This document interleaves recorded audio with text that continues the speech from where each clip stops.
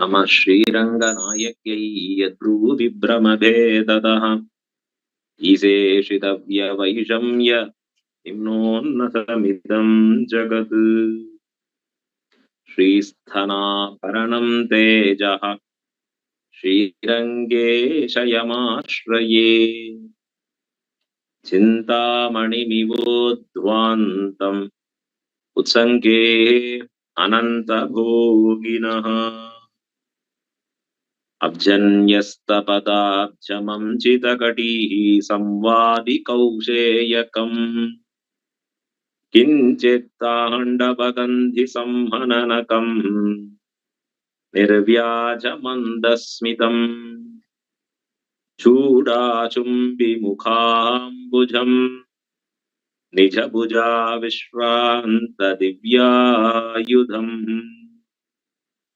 श्रीरङ्गे शरदशतम् ततइतः पश्येम लक्ष्मीसखम् श्रीवत्सचिह्नमिश्रेभ्यो नमवुक्तिमधीमहे यदुक्तयस्त्रयी कण्ठे यान्ति मङ्गलसूत्रताम् श्रीपराशरभट्टार्यः श्रीरङ्गेशपुरोहितः श्रीवत्साङ्कसुतः श्रीमान् श्रेयसे मेस्तु भूयसे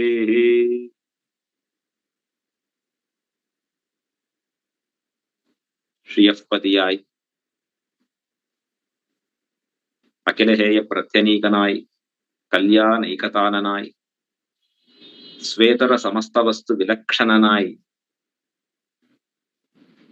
எழுந்தருளி இருக்கக்கூடிய சர்வேஸ்வரனுடைய பரிபூர்ண கிருபா கடாட்சத்தாலே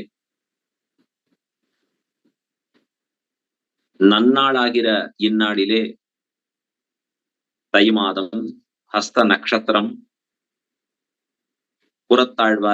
குரத்தாழ்வானின் திரு அவதார நன்னாளிலே அத்துணை அடியார்களோடும் சேர்ந்து அனுபவிக்கக்கூடிய ஒரு பரமபாகியம். இதை ஏற்படுத்தி கொடுத்திருக்கக்கூடிய ஸ்ரீமத் பரமஹம்சேத்யாதி எழுந்தருளி இருக்கக்கூடிய சுவாமி எதிராஜஜீயர் சுவாமியுடைய பொற்பாதங்களை வணங்கி யதாமதி யதாசக்தி என்னுடைய வார்த்தைகளை இந்த கோட்டியாரிடத்திலே விண்ணப்பிக்கலாம் என்று தொடங்குகிறேன். கூரத்தாழ்வான் வைபவம் என்று அடியேனுக்கு தலைப்பிட்டருளினார் ஜீயர் சுவாமிகள். இன்றைய தினம் சுதினம் நமக்கெல்லாம். ஆழ்வான் கூரத்தாழ்வான் ஸ்ரீவத்ச சின்ஹர் என்று போற்றப்படுபவரான சுவாமி ராமானுஜருடைய மிக மிக முக்கிய சீடரில் தலையாயவராக விளங்கியிருக்கக்கூடிய எதிராசரே போற்றும்படியான கூரத்தாழ்வான் அவதரித்த நன்னாள் இந்நாள் இது. இந்த சுதினத்திலே கூரத்தாழ்வான் எழுந்தருளி இருக்கக்கூடிய ஸ்தலங்களிலேயும் அவரவர்கள் திருமாளிகைகளிலேயும் பாசரங்களை எல்லாம் விண்ணப்பம் செய்து மிக ஆச்சரியமாக திருவாராதனம் செய்து இனிமையான இந்நாளை கொண்டாடும்படியாக இனிப்பு பலகாரங்களை எம்பெருமானுக்கு மிக ஆச்சரியமாக சமர்ப்பணம் செய்து அடியார்கள் எல்லாரும் கொண்டாடும்படியான நன்னாள் இந்நாள் தையில் விளங்கிடும் அஸ்தம் என்னும் நன்னாளே. ஸ்ரீரங்கநாச்சியாரும் ஸ்ரீரங்கநாதனும் கொண்டாடும்படியான ஒரு திருநாள் அது இந்நாள் தை மாத அஸ்த நட்சத்திரம். பூர்வாச்சாரியர்கள் எல்லாரும் பறைசாற்றும்படியான ஒரு அற்புத திருநாள் அது இந்த கூரத்தாழ்வான் இந்நிலவுலகிலே தோன்றிய நன்னாள்.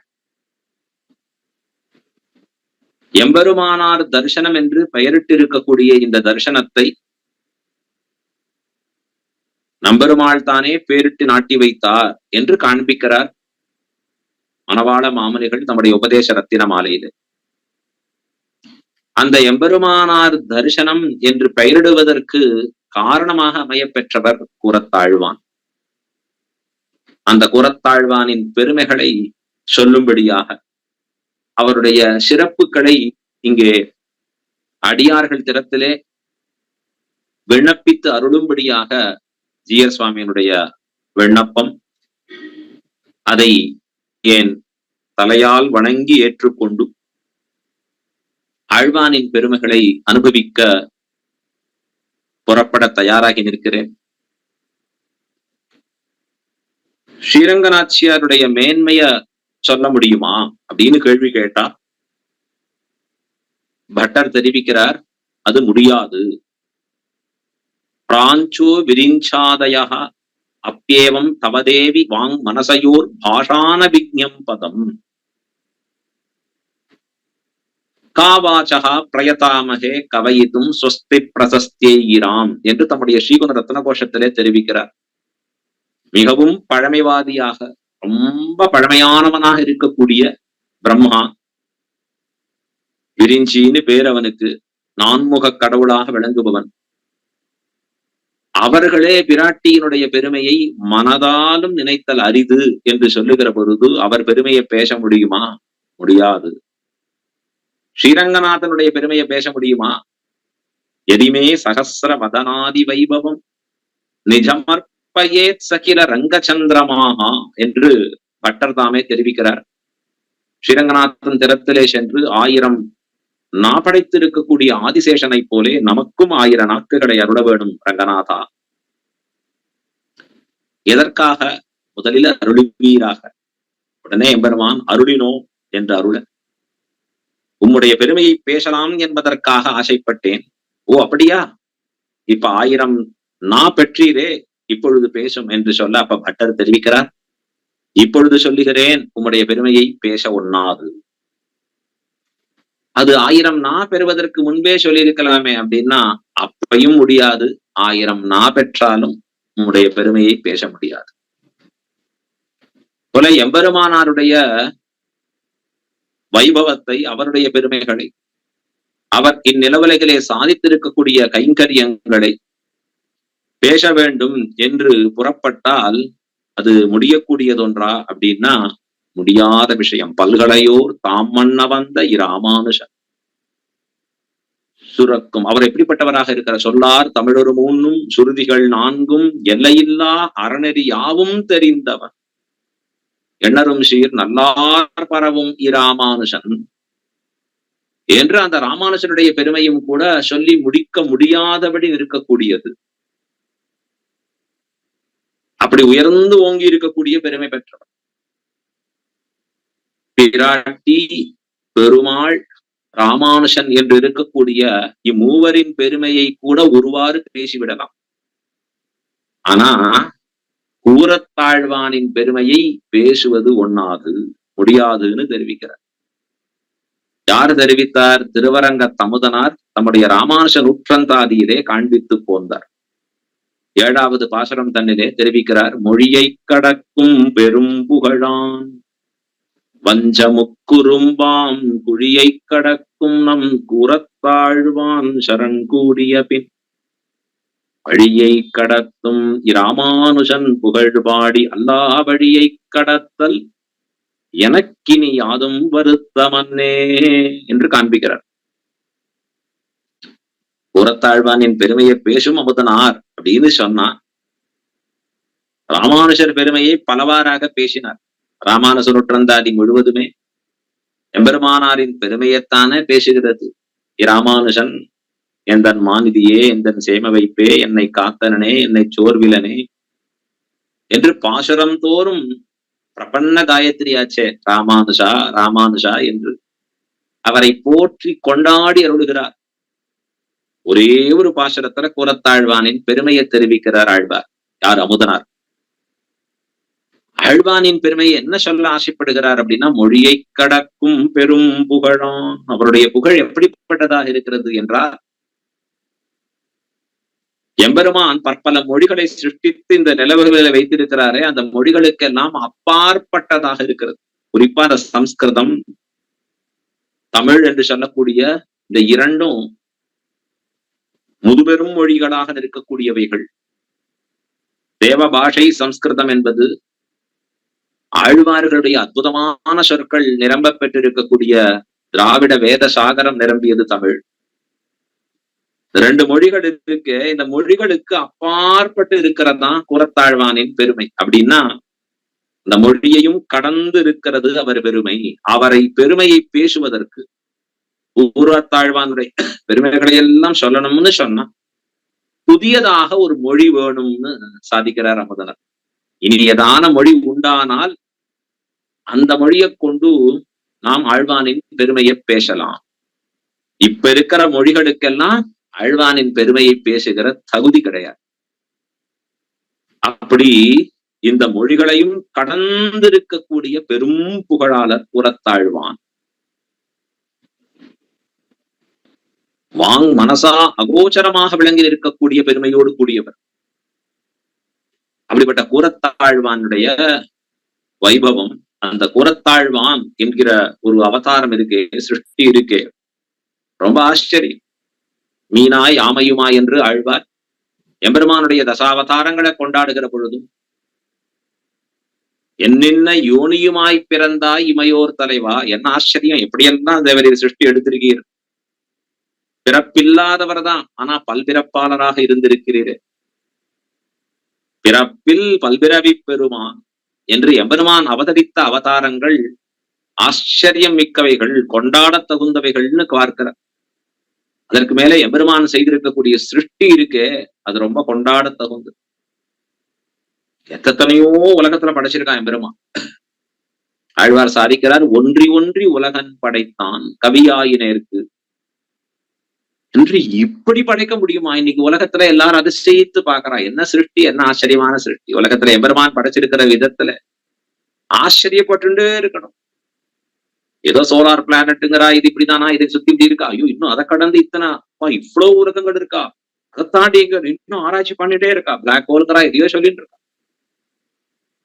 ஒரு சிறு பறவை, மரம், ஒரு செடி, கொடி, பூமி, எதை பார்த்தாலும் ஆச்சரியம் நிரம்பியதா இருக்கு எம்பெருமானுடைய சிருஷ்டியில. ஆனா எம்பெருமானுடைய சிருஷ்டியிலே அவராலும் மீண்டும் பண்ண முடியாத ஒரு சிருஷ்டி. அவரால எது பண்ண முடியாது? உலகத்தெல்லாம் படைச்சு படைச்சு அழித்து அழித்து மீண்டும் உருவாக்கிட்டு தானே இருக்க. பாரிடந்து பாறையுண்டு பாருமிழ்ந்து பாரளந்து பாறையாண்ட பேராளன் அப்படிங்கிறாரே. ஒன்றும் தேவும் உலகும் உயிரும் மற்றும் யாதுமில்லாவன் நான்முகன் தன்னோடு தேவருலகோடு உயிர் படைத்தான் என்று சிருஷ்டியை தொடர்ந்து பண்ணிட்டு வந்துட்டு இருக்கான் பெருமான், ஒரு நாள் விடாது. அப்படி சிருஷ்டிய நன்னா தானே திருப்பி பண்ண முடியறது, அவரால ரொம்ப ஆச்சரியமா தானே பண்ண முடியும். ஆனா அந்த எம்பெருமானாலேயே ஒரு சிருஷ்டியை பண்ண முடியாது என்று ஒன்று சொன்னால் அது கூறத்தாழ்வான் என்கிற ஒரு உயர்ந்த உத்தமோத்தமர். அவரை போல எம்பெருமான் முன்பும் சிருஷ்டித்ததில்லை, இனியும் சிருஷ்டிக்க போறது இல்லை அப்படின்னு தான் சொல்லணும். அந்த கூறத்தாழ்வானுக்கு நிகர் கூறத்தாழ்வான் மட்டுமே. எம்பெருமான் சிருஷ்டிகளிலே ஆச்சரியத்தை உண்டாக்க வல்லது, அவருக்கே அதிசயமா இருக்கக்கூடியதுன்னு பார்த்தா கூறத்தாழ்வானத்தான் பார்க்க. ஏன் இவ்வளவு உயர்த்தியா சொல்ல வேண்டி இருக்கு? ஆமா, உண்மை அது. சத்தியம் சத்தியம் புனசத்தியம் உத்ருச்ச புஜமுச்சதே என்று கையை உயர்த்தி சத்தியம் சத்தியம் என்று சொல்ல தகுந்தது.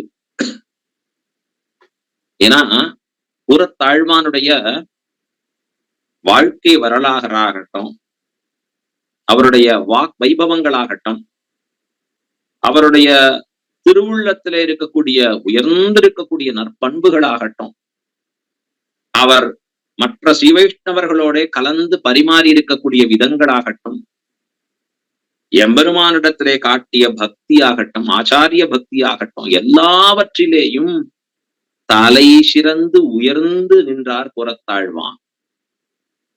இவரை போல ஒரு சிருஷ்டிய எம்பெருமான் இனி பண்ணுவதும் அரிதுன்னு சொல்லத்தக்க ஒரு சத்தான திருக்குமாரரா கூறத்தாழ்வான் தான். ஒரு சத்தான தகப்பனாரா கூறத்தாழ்வான் தான். ஒரு உயர்ந்த சத்சிஷ்யரா இது கூறத்தாழ்வான் தான். ஒரு சத்தான ஆச்சாரியனா கூறத்தாழ்வான் தான். ஆத்ம குணங்கள் நிரம்ப பெற்ற ஒரு வைணவரா அது கூறத்தாழ்வான் தான். ஸ்ரீவைஷ்ணவ லட்சணங்கள் பூர்த்தியாக நிரம்ப பெற்றவரா கூறத்தாழ்வான் தான். பஞ்சகால பராயணராக இருப்பவரா கூறத்தாழ்வான் தான். ஞான பக்தி வைராக்கியங்கள் தலை சிறந்து நிற்பவரா கூறத்தாழ்வான் தான். கைங்கரியத்துல ஸ்ரத்தை அப்படின்னா கூறத்தாழ்வான் தான். எத்தனை சொல்லலாமோ அத்தனையும் பூர்த்தியாக நிரம்ப பெற்றவர் சுவாமி கூறத்தாழ்வான். கூறத்தாழ்வானுக்கு நிகர் ஆழ்வானை மட்டுமே தான் நம்மளால திருப்பி சொல்ல முடியும்.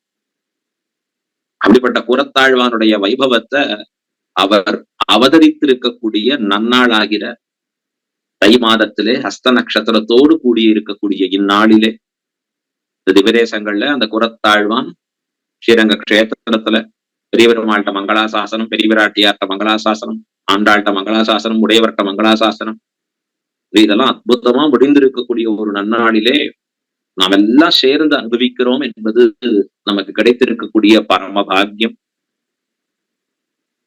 இவர் கூறம் என்கிற திவ்யதேசத்திலே தாமும் அவதரித்து போந்தார். இவருடைய திருத்தகப்பனார் கூறத்தாழ்வார்னு பேர். இவருக்கு ஆழ்வான் அப்படின்னு பேரு. ஸ்ரீவத்ச சின்ஹர், திருமருமார்பன் சொல்லலாம். அவருடைய தகப்பனார கூறத்து ஆழ்வார் அப்படிங்கிறது சேர்த்து சொல்லும்படியா இருக்கு. தகப்பனார் வளர்க்கறச்சேயே இந்த பிள்ளைய ரொம்ப அற்புதமா பார்த்து வளர்க்கிறார். ஏன்னா குழந்தை பிறந்து வளருகிற பொழுதே அது எப்படி வளரக்கூடியதாக இருக்கும்னு தெரியுது.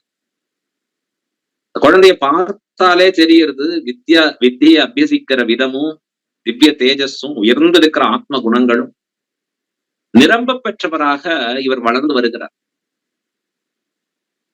இவருக்கு சிறு வயதிலேயே அவருடைய திருத்தாயார் இல்லை. ஆனா அவருடைய திருத்தகப்பனார் இருக்காரே கூறத்தாழ்வார் மறுமணம் செய்து கொள்ளவில்லை.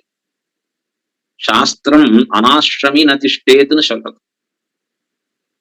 ஆகையாலே விவாகன் ஆனாத்தான் இவன் அந்த ஆசிரமத்துல கிரகஸ்தாசிரமத்துல இருக்க முடியும். ஆகையாலே அவர் இன்னொரு விவாகம் பண்ணிக்கணும் சாஸ்திரப்படி. ஆனா பண்ணிக்கல. ஏன் அப்படின்னா விசேஷ தர்மம். நம்முடைய பிள்ளை பரம பாகவதனா நிற்கிறார். இவரை நன்னா வளர்த்து கொடுத்துட்டோம்னா சம்பிரதாயத்திற்கு நாளைக்கு உத்தம వ్యక్தியாக மாறி நிற்கலாம். ஆகையாலே நாம் நம்முடைய சுகங்களை தியாகம் பண்ணணும். ஏன் வருகிறவள் சிறிய தாயாராக இருந்து இந்த பிள்ளையை கொடுமைப்படுத்தினா, சரியான விதங்கள்ல கொண்டு போலேன்னு சொன்னா, அவருடைய ஞானம் மேலும் வளராம போயிடுத்துன்னா, ஆகையாலே தான் பெரிய தியாகம் பண்ணி இந்த குழந்தையை நன்றாக வளர்ப்பதே நோக்காக கொண்டு செயல்பட்டார். எப்படி தெரியும் அவர் அப்படி நன்றாக வளர்ப்பதிலே நோக்காக இருந்தார் அப்படின்னா, திருமாலை திவ்ய பிரபந்தத்துல ஒரு பாசத்துல வருது அழகா. புலையரம் ஆகி நின்ன புத்தொடு சமயமெல்லாம் களையறக்கற்ற மாந்தர் காண்பரோ கேட்பரோதா என்று வரக்கூடியது. அந்த பாசுரத்திலே கூறத்தாழ்வான் தான் அவதரித்திருக்கக்கூடிய கூறம்ங்கிற திவ்யதேசத்திலே தன்னுடைய தகப்பனாரோடு இருக்கிற பொழுது, அப்ப அவருடைய தகப்பனார் கூறத்தாழ்வாருக்கும் இந்த ஆழ்வானுக்கும் நடைபெற்றிருக்கக்கூடிய ஒரு சம்வாதம் அது அங்க விவரிக்கப்படுகிறது. இவர் கொஞ்சம் தாமதமா வரார். ஏன் லேட்டா வருகிறாய்? வைகி வந்தாய். வைகினா லேட்டா ஏன் வர அப்படின்னு அர்த்தம். தாமதாக வருவதன் காரணம் என்ன அப்படின்னா, இல்ல பௌத்த கிரந்தம் சொல்லிட்டு இருந்தா அதை கொஞ்ச நாளை கேட்டேன், இஷ்டசித்தின்னு பேரு. அப்ப இவருடைய தகப்பனார் கண்டிக்கிறார். நீ வளருகிற பருவம், பசுமரத்தாணி போல பதிய வேண்டிய விஷயங்கள் இருக்கு உனக்கு. முதல்ல சத் சம்பிரதாய அர்த்தங்களை எல்லாம் கேட்டு நிலை பெற்ற பிறகுதான் மற்ற இருக்கக்கூடிய கிரந்தங்கள்ல போகணும். இந்த வயசுல அது போலாமா? ஆழ்வார் பாசனம் தெரியாதா அவனுக்கு?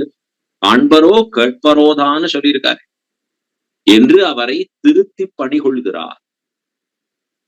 இந்த குழந்தைய சத்தான வழியில கொண்டு வரும்படியா இருக்கார்.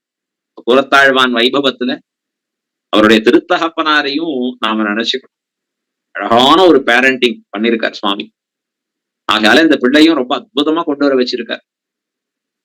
இவர் தான் கிரமேண பக்குவம் அடைந்த பிறகு ரொம்ப அழகா இவருடைய பாரியை ஆண்டாள், கூறத்து ஆண்டாள் என்றே இவளுக்கு திருநாமம். புறத்தாழ்வானுக்கு மேம்பட ஞானமும் அனுஷ்டானமும் நிரம்ப பெற்றவள். ஆத்ம குணங்கள் எல்லாம் நிரம்ப பெற்றவள். துல்லியசீல வயோவிருத்தான்னு சொல்லி ஸ்ரீராமாயணத்துல பெருமாளுக்கும் பிராட்டிக்குமாக ஒப்புமை காட்டுகிறார் அந்த இடத்துல வால்மீகி. இருவரும் வயசுல சமமா இருக்கா, குணத்துல சமமா இருக்கா, விருத்தங்கள்ல சமமா இருக்கா, நல்ல நடத்தைகள்ல அப்படின்னு இவ்வளவு உயர்த்தி இருக்கு, பொருந்தி இருக்கு அப்படிங்கிறாள். அத போல இந்த குறத்தாழ்வானும் குறத்து ஆண்டாளும் நற்பண்புகள் எல்லாம் பொருந்தி இருக்கக்கூடிய ஒரு தம்பதி. அத பத்தியும் சில சரித்திரங்கள் சொல்றா. அது எந்த அளவுக்குன்னு தெரியல, ஆனா செவிப்படியாக சொல்லும்படியாக இருக்கிறது. ஆண்டாளை மனம் பிடிப்பதற்கே காரணம் அப்படின்னா அவர் தகப்பனார் தாயார் வருந்தி இருக்கக்கூடியவர்களாக ஒரு கணவரானவர் இவருக்கு இருக்கணும், ஆனா இவளோடு கூடாதபடி இருக்கணும் எப்பொழுதுமே அப்படின்னு சொல்லி இருக்கிறச்சே புறத்தாழ்வான் அவளை மனமுடிக்கிறார்னு சொல்லும்படியான விஷயங்களை சொல்றார். ஆனா பிராமணிகமா நாம் பார்த்தா இப்படிப்பட்ட ஒரு தம்பதி அமையறதே நம்ம கிடைச்சிருக்கக்கூடிய ஒரு பாக்கியம். சம்பிரதாயத்துல இருவரும் ஒரே ஒரு நோக்காக, எப்படி ஸ்ரீராமாயணத்திலே எம்பெருமான் சரணாகத வத்சலனாக எழுந்தருளி இருக்கிறானோ, இந்த பிராட்டி அவனோடு கூட சேர்ந்து அதற்கு துணை புரிகிறாள். இதையே சொல்றார் ஜனக மகாராஜர். எம் சீதா மமசுதா சகதர்ம சரீதவ பிரதீஷ்ச சைனாம் பத்ரம் தே பாணிம் கிருஹீஸ்வ பாணினா என்று தெரிவிக்கிறார். இவள் இதுவரைக்கும் என் பெண்ணு, இனிமே என்ன சகதர்ம சரிதவ, உன்னோட சேர்ந்து சகதர்ம சாரிணியாக இருக்கிறாள் அவள். நீ எந்த தர்மத்தை அனுஷ்டிக்கிறாயோ அதற்கு கூட சேர்ந்து துணை புரிபவளாக இருப்பவள், இல்லாள் நற்துணை புரிபவளாக இருக்கக்கூடியவள் அப்படின்னா சீதா பிராட்டியை கொடுக்கிறார். அத போலதான் குறத்து ஆண்டாள். இப்படிப்பட்ட ஒரு தம்பதி அமைய பெறுமா நம்முடைய சம்பிரதாயத்துல? ரொம்ப ஆச்சரியம். நாம் பெற்ற பரமபாகியம். கூறத்தாழ்வானும் கூறத்து ஆண்டாள். ஆழ்வான் இளையாழ்வார் ஆகிற எபெருமானாருடைய திருவடி சம்பந்தம் பெற்றவராக காஞ்சிபுரத்திலே அவருடைய திருவடி சம்பந்தத்தோடு சத்தான ஞானங்கள் நிரம்ப பெற்றவராக, ஆனா கூறம்ங்கிற திவ்யதேசத்திலேயே எழுந்தருளி கொண்டு எம்பெருமானுக்கு உகப்பான செயல்கள்ல ஈடுபட்டு இருக்க. அதுதான் கைங்கரியம்னு பேரு. பகவன் முகோல்லாச ஹேதுவாக இருக்கக்கூடிய விருத்தி விசேஷங்கள் எம்பெருமானுடைய திருவுள்ளத்திற்கு உகப்பாக இருக்கக்கூடிய செயல்களிலே தான் ஈடுபட்டு இருக்கிறார். தொண்டரோமாய் உய்யலல்லால் இல்லை கண்டீர் துணையே.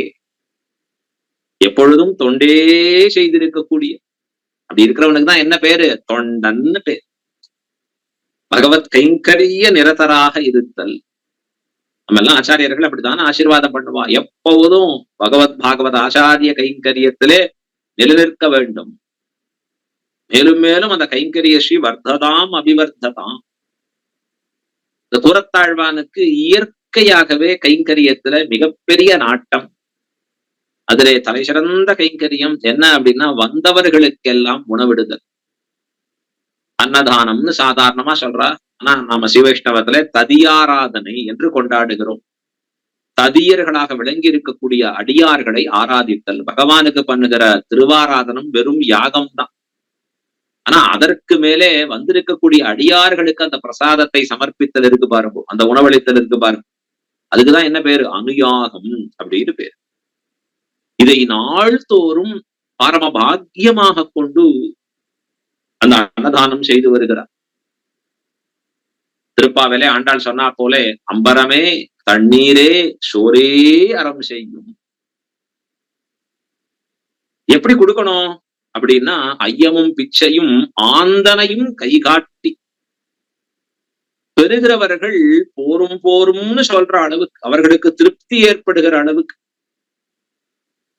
அது மட்டும் இல்லை, தான் செய்கிறோங்கிற எண்ணம் இல்லாதபடி எம்பெருமான் நம்மை கொண்டு செய்விக்கிறான் அப்படிங்கிற எண்ணத்தோட இதை எம்பெருமானுடைய முக விகாசத்திற்கு காரணமாக கொண்டு இந்த கைங்கரியங்களில் ஈடுபட்டு வருவது. தொண்டுங்கிறத அப்படிதான் பண்ணணும். என் பேர் வருகிறதா, என்னுடைய போட்டோ கிடைக்கிறதா, எனக்கு அதுல புகழ் இருக்கிறதாங்கிற நோக்கம் இல்லை. தனக்கு ஏற்படுகிறது முக்கியம் இல்லை. அவருக்கு எது முக்கியம் அப்படின்னா, எம்பெருமானுடைய திருவுள்ளத்திற்கு இது உகப்பாக அமைய பெறக்கூடியது. அப்படி தனத்தெல்லாம் நிறைய தனவந்தராக இருக்கார். சிற்றரசர் அளவுக்கு இருக்கிறவர் அவர். ஆகையாலே எல்லாம் வாரி வாரி அழைக்கிறார். ரொம்ப ஆச்சரியமா எல்லாருக்கும் ததியாராதன கைங்கரியங்கள்ல அற்புதமாக பண்ணி வருகிறார். இப்படி உயர்ந்த ததியாராதனை பண்ணாலே அடுத்த ஸ்டேஜுக்கு கொண்டு போறது பாரு. அப்படியே உயர்த்துறது. தன்னிடையே அவளுக்கெல்லாம் ப்ரமோஷன். யார பார்க்கலாம்? அந்த மாதிரி திருமங்கை ஆழ்வார பார்க்கலாம். குமுதவல்லி நாச்சியார் சொன்னார், என்ன நம்மை நீர் கரம் பிடிக்க வேண்டும் என்றால் விவாகத்திற்கு சம்மதம் தெரிவிக்கிறோம். ஆனா என்ன வேணும் அப்படின்னா, நாள்தோறும் 1008 ஸ்ரீவைஷ்ணவ அடியார்களுக்கு ததியாராதன கைங்கரியம் செய்ய வேண்டும். திருமங்கை ஆழ்வார் சிரமேற்கொண்டார், பண்ண ஆரம்பிச்சார். நாள்தோறும் அந்த கைங்கரியங்களோட ஸ்ரீபாத தீர்த்தம் கிடைக்கிறது. என்ன ப்ரமோஷன் கிடைக்கிறது அப்படின்னா, நேர பகவத் சம்பந்தம் இருக்கு. ரொம்ப ஆச்சரியம். பகவத் சம்பந்தம் எப்படிப்பட்ட சம்பந்தம்? ஆச்சாரியனாக எம்பெருமானே எழுந்தருளுகிறார். ஆச்சாரிய உபதேசம் கிடைக்கிறது. அதுக்கப்புறம் நிறைய கைங்கரியத்துல அன்வயிக்க தொடங்குகிறார். அது நிறைய சொல்லிட்டே போலாம். இப்ப இந்த இடத்துலயும் புறத்தாழ்வானுக்கு இப்படி கைங்கரியம் பண்ண பண்ண பண்ண எப்படிப்பட்ட ஒரு ப்ரமோஷன் கிடைக்கிறது. ரொம்ப ஆச்சரியம். காஞ்சிபுரத்திலே பெருந்தேவி தாயாரும் வரதராஜ பெருமாளும் தேவப்பெருமாளும் பேசிக்கிறார். தேவப்பெருமாள் பெருந்தேவி தாயாரிடத்துல பேசிக்கிறச்சே திருக்கச்சி நம்பி திருவாலவட்டம் வீசிட்டு இருக்க. இவர் வீசுவர், அவர் பேசுவர். அவர் வரதர் பேசும் பெருமாள். யாரிடத்துல? இங்க இருக்கிற திருக்கச்சி நம்பிகள் இடத்துலதான். பூவிருந்தவல்லியிலேது நித்தியம் எழுந்தருளி அவருக்கு கைங்கரியம் பண்ணிட்டு இருக்கார். திருவாலவட்ட கைங்கரியம். அப்ப உரையாற்றுகிற பொழுது பெரிய கதவு அடைக்கிற சத்தம், பெரிய மணி ஓசை கேட்டது. பெருந்தேவி தாயார், இதென்ன இவ்வளவு பெரிய ஓசை கேட்கறதே அப்படின்னு கேட்க, உடனே வரதராஜ பெருமாள் என்னது இது அப்படின்னு கேட்க, திருக்கச்சி நம்பிகள், இல்ல இது கூரத்தாழ்வான், அவர் திருமருமார்பன் திருநாமத்தோடு கூடியவர், கூரம்ங்கிற திவ்யதேசத்துல இருக்கிறச்சு. இப்பதான் எல்லாருக்கும் ததியாராதன கைங்கரியம் பண்ணி நம்முடைய திருமாளிகை கதவை சாத்துற. அந்த மணி ஓசை கேட்கிறது. ஓ, இவ்வளவு ராத்திரி வரைக்கும் பண்றாரா? ஆமா, இவ்வளவு ராத்திரி வரைக்கும் பண்றாரு. ஓ, அத்தனை பெரிய தனம் மிக்கவரா அவர் அப்படின்னு கேட்கிறார். யாரு கேட்கிறா? பெருந்தேவி தாயார். இதோடனே திருக்கச்சி நம்பிகள் அங்க அடுத்த நாள் காலையில புறத்தாழ்வானோட பேசுகிற பொழுது அதை தானும் சாதிக்க, நாமெல்லாம் என்ன பண்ணுவோம்? ஓ, இப்படி சொன்னாரா, ரொம்ப சந்தோஷம் பாரு, தாயாரே கொண்டாடினா அப்படின்னு கொண்டாடி இருக்க வேண்டி இருக்க. ஆழ்வானுக்கு அப்போ உயர்ந்த திருவுள்ளத்திலே ஸ்புரிக்கிறது. ஏன்னா மனசு பரம பாவனமா இருக்கு. ரொம்ப ஸ்ரத்தையா பண்ணியிருக்காரு கைங்கரியங்கள், நிஷ்டையா இருந்திருக்கார். அந்த நிஷ்டையில கூடியவராக இந்த கூரத்தாழ்வான் இருக்கிற பொழுது அவர் திருவுள்ளத்திலே அற்புதமாக எம்பெருமான் தோற்றுவிக்கிறான். நம்மை பிராட்டி இப்படியா அழைக்கணும்? அது கூடாதே. எப்படி அழைக்கணும்? நம்மை பார்த்து ராமானுஜ சம்பந்தம் இருக்கிறவன் அழைக்கணும். அழியன் நம் பையல் என்னார் அம்மவோ கொடியவாரே. அழியன் நம் பையலவன், நம்ம பையன் பா அப்படின்னு சொல்லணும். அப்ப நம் ராமானுஜ சம்பந்தம் உடையவன் அப்படி சொல்லியிருக்கணும். ஆனா தனமுடையவன்னா இது என்ன தனம்? இது அல்பமான ஐஸ்வர்யம். ஆழ்வார் பாசனத்தை சொல்லியிருக்காரு, ஒரு நாயகமாய் ஓட உலகுடனாண்டவர் கருணாய் கவர்ந்த காலது சிதகிய பானையன்.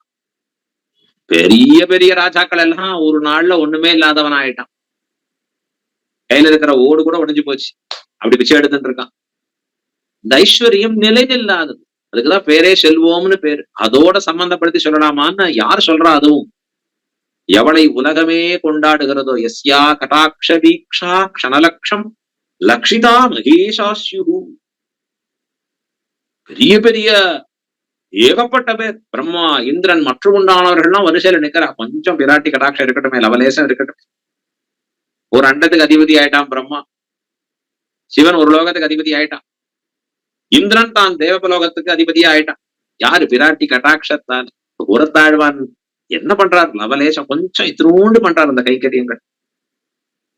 இதுல போய் சொல்லும்படியா இருக்கு. என்ன அப்ப என்ன அர்த்தம்னா, எம்பெருமான் பிராட்டியை விட்டு தான் தூர போகிற மாதிரி அவருடைய நினைவு ஏற்படுகிறது.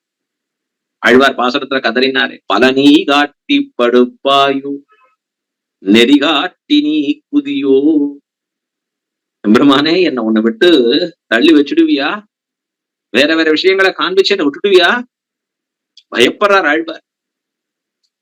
அத போல கூற தாழ்வான், நமக்கு எது முக்கியம்? சதாச்சாரிய சம்பந்தமே முக்கியம். இந்த ஆத்மாவை என்னன்னு சொல்லி அழைக்கணும்? அடியான். அதுதான் ஆத்மாவுக்கு நிலை நின்ற பெயர். அகங்காரமாகிற ஆர்ப்பை தொடைத்தால் இந்த ஆத்மாவுக்கு எந்த பெயர் நிலை நின்றது? அடியானிரே. ஆத்மாவுடைய பேரு, நிலையான பேரு அடியவன், அடியேன், தாசன், சேஷபூதன். இதுதான் நிலையான பேரு. அப்படி சொல்ல வேணுமே, ராமானுஜ தாசன்னு சொல்லப்படணுமே. அப்படி ஆச்சாரிய சம்பந்தமடியாக ஒரு பேரு கிடைக்காத பொழுது இப்ப நாம் வாழ்ந்து என்ன பயன்? க்ஷண காலத்துல தோன்றும். இதுதான் ரொம்ப ஆச்சரியமான நிலை. வைராக்கியம் என்பது அந்த க்ஷண காலத்துல தோன்றி அப்பயே எல்லாவற்றையும் விட்டார் கூறத்தாழ்வான். சகல ஐஸ்வர்யங்களையும் தொலைத்து தன்னுடைய மனைவியாக இருக்கிற கூறத்தாண்டாளோட இப்பயே புறப்படுவோம். எங்க அப்படின்னா ஸ்ரீரங்கமாகிற திவ்ய தேசத்துக்கு. திருவரங்கம் நம்மூர் என்ன, தென் திருவரங்கம் கோயில் கொண்டானே என்று திருவரங்கம் திருப்பதியேர். அங்கென்ன விசேஷம்? ஸ்ரீரங்கநாதனுக்காகவா? இல்ல, ஆச்சாரியனை பிரிந்திருப்பாரார் மனமே பேசு என்று மணவாள மாமனிகள் தாமும் தம்முடைய உபதேச மாலையில காட்டி அருளுகிறா போலே, தன்னாரியனுக்கு தான் அடிமை செய்வது அவன் இந்நாடு தன்னில் இருக்கும் நாள். தன்னாரியன், தன் ஆச்சாரியன் இந்த நிலவுலகிலே இருக்கக்கூடிய காலத்திலே அந்த ஆச்சாரியனுக்கு அவரோடு கூட இருந்து அவர் ஆசைப்படுகிற அடிமைகளை எல்லாம் செய்வதற்கே அதுதான் ஒரு சத்சிஷ்யனுக்கு உண்டான அழகு. இவ்வளவு நாள் அவர் பண்ணின்றது எம்பெருமானுக்கு திருவள்ளோகப்பா இருக்கும்னு நினைச்சு பண்ணிட்டு இருந்தார். இப்பதான் ஆச்சாரிய கைங்கரியமாகிற ஒரு ப்ரமோஷன் கிடைக்கிறது. நித்திய ஆச்சாரியர் திருவடி வாரத்துல இருந்து நித்திய கைங்கரியம் பண்ண வேணும். அதுக்கு இந்த ஐஸ்வர்யம் எல்லாம் தடை. நாம் இருக்கிற ஊரும் தடை. இந்த பண்ணுகிறோமே இந்த தொண்டும் அதுவும் தடைன்னு பூர்த்தியா விட்ட. சகலத்தையும் விட்ட. பரித்தியஜ்ய, மறுவலிடாதபடி விடுகை. ருச்சி வாசனையோடே விடுகை. எல்லாத்தையும் உதறிட்டு வந்துட்ட. ராத்திரி கானகத்துல வரைச்சே அவர் மனைவி பயந்துட்டே வரா கூறத்தாண்டாள். அவருடைய பாரியை கேக்குறா, இங்கதான கல்வர் பயம் இருக்கா? ஏன் பயப்படுறாரு? இல்ல, இந்த உள்ள பொன்வட்டியில் வச்சிட்டு இருக்கேன், ராத்திரி தேவருக்கு பாலம் அது கொடுப்பதற்கா. அதையும் பிடுங்கி தூர எரிந்தார். எல்லாவற்றையும் தானே விட்டேன், பொன்வட்டில் தானே எரிந்தோன் அப்படின்னு கொண்டாடுறார். வழியேன்னு அவரை கொண்டாடும்படியா இருக்கு. சகலத்தையும் விட்டு ஆச்சாரியன் திருவடியே தஞ்சமாக பற்றுவதாக ஸ்ரீரங்க கஷேத்திரத்துல வந்து சேர்ந்தார். நாமெல்லாம் பாக்கியசாலிகளானோம். புறத்தாழ்வான் எம்பெருமானோரோடு சேர்ந்ததாலத்தானே எம்பெருமானார் தரிசனத்துக்கே ஒரு தன்னேற்றம். ஸ்ரீபாஷ்யத்துக்கெல்லாம் மூலமாக இருப்பவராச்சே. சம்பிரதாயத்தை வாழ்வித்தருடைனதிலே சுவாமி ராமானுஜரையே காப்பாற்றியருடைனதிலே எத்தனை முக்கியமான பங்கு கூறத்தாழ்வானுக்கு. அந்த ஆழ்வான் புறம்ங்கிறதுலயே அங்கேயே இருந்துட்டாருன்னா எத்தனை இழப்பு நமக்கு ஏற்பட்டுரும். நம்பெருமாள் சேர்ப்பிக்கிறார். அப்படி ரெண்டு பேரையும் ஒரு சேர விடுகிறார் அவருடைய கருணையோட. பெரிய பெருமாள் அழகா கூறத்தாழ்வானை இங்க எம்பெருமானோரோட சேரும்படியாக செய்து எம்பெருமானார் அவருக்கு அழகான ஒரு திருமாளிகை ஏற்பாடு பண்ணி கொடுத்து இன்னைக்கும் நாம் போனா சேவிக்கலாம். ஸ்ரீரங்க கஷேத்திரத்துல சித்திர வீதி, கீழே சித்திர வீதியில சித்திரை தேர் பக்கத்துல பெருநம்பி திருமாளிகை இருக்கும். அதற்கு நேர் எதிர்த்தாப்புல இருக்கிறது புறத்தாழ்வான் திருமாளிகை, ஆழ்வான் திருமாளிகை என்ன. அங்கே அவரும் அவருடைய துணைவியாராகிற கூறத்து ஆண்டாள் இருவருமாக சேர்ந்து நித்தியவாசம் பண்ணும்படியாக அனுகிரகித்து அவ்விருவரும் ஆச்சாரிய கைங்கரிய நிரதராக கொண்டு எம்பெருமானார் என்னெல்லாம் சாதிக்கிறார் ஊவிப்பணி கொள்ளும்படியாக அவ்வளவு இருவருக்கும் உண்டாயிருக்கக்கூடிய அந்யோன்ய பாவம். கூறத்தாழ்வான் எம்பெருமானார் இட்ட வழக்கா இருப்பார். சுவாமி ராமானுஜர் கூறத்தாழ்வானுக்கு மிக மிக மிக நெருங்கிய ஒரு ஆச்சாரியனாக இருக்கு. எப்பெல்லாம் தனக்கு உயர்ந்திருக்கிற விஷயங்களை பரிமாறணும்னு ஆசைப்படுறாரோ அதெல்லாம் கூறத்தாழ்வானோட பரிமாறி கொள்ளுகிறார் எம்பெருமானார். இப்படிப்பட்ட ஒரு ஆச்சாரிய சிஷ்யர்களை பார்க்க முடியுமா? ரொம்ப பாக்கியம் நமக்கு. அத கண்ணு முன்னாடி நினைச்சு கற்பனை பண்ணாலே நமக்கு மனசு அப்படியே குதூகலிக்கிறது, கௌதூகலம் ஏற்படுகிறது. எத்தனை முறை குரத்தாழ்வானுடைய திருமாளிகைக்கு ஓடி வந்திருப்பார் சுவாமி ராமானுஜர். ஜெகதாச்சாரியர், ஆச்சாரிய ஸ்தானத்திலே நிலை நின்றவர். நான் ஒவ்வொரு முறையும் தான் அர்த்தங்களை பெற்றார்னா முதல்ல ஓடி வந்து எங்க சொல்லுவார்? ஆழ்வானிடத்திலே வந்து அதை சொல்லி போருபவர். புறத்தாழ்வானா அப்படி உயிராக இருப்பவர். ஆச்சாரிய அபிமானத்திலே ஒதுங்குவதற்கே எல்லாருக்கும் கிடைக்கிற பாக்கியம் இல்லை. பாருங்க, படிப்படியே எவ்வளவு முன்னேறிட்டு வராருங்கிறது. ஆச்சாரியன் உகந்து கொண்டாடும்படியாக, ஆச்சாரியன் தானே வந்து அர்த்தங்களை உபதேசிக்கும்படியாக இருக்கிற ஒரு பெருமை பெற்றவர் கூறத்தாழ்வான். பரம வைராக்கியசீல பஞ்சகால பராயணர்னு சொன்னா நம்முடைய சம்பிரதாயத்திலே ஆழ்வானை மட்டுமே ஒரு உதாரணமாக கொண்டு நிற்பர்கள் பெரியோர்கள். அபிகமனம், உபாதானம், இச்சை, சுவாத்தியாயம், யோகம் என்று சொல்லக்கூடிய 5 காலங்களாக பிரித்து செய்ய வேண்டிய கர்மாக்கள். எப்பவும் பகவத் கைங்கரியமே பொதுபோக்கா இருக்கிறவா இந்த 5 பொழுதுகளை பிரித்து சதா அதுவே தெரித்தெழுதி வாசித்தும் கேட்டும் வணங்கி வழிபட்டும் பூஷித்தும் போக்கினேன் போது என்று இப்படியே இருக்கக்கூடியவர்கள். பிக்ஷ என்ன கிடைக்கிறதோ அதுதான், வேற ஒண்ணும் இல்லை. அதுல கூட சுவை தெரியாதபடி திருக்காவேரில அப்படி முக்கிய எடுத்துப்பார். அப்படி எல்லாம் தான் பிரசாதங்களை ஸ்வீகரித்திருப்பாராம் கூறத்தாழ்வான். அப்படிப்பட்ட மகானுபாவர் ஒரு சமயத்துல ஸ்ரீரங்க கஷேத்திரத்திலே வருஷம் மழை மிக அதிகமாக இருக்க வெளியில போக முடியல உஞ்சவிருத்திக்கு. ஆக போக முடியாத வருத்தத்திலே அவர் தானும் அங்க இருக்கார். அவருக்கு ஒன்றும் வருத்தம்ங்கிறது இல்லை.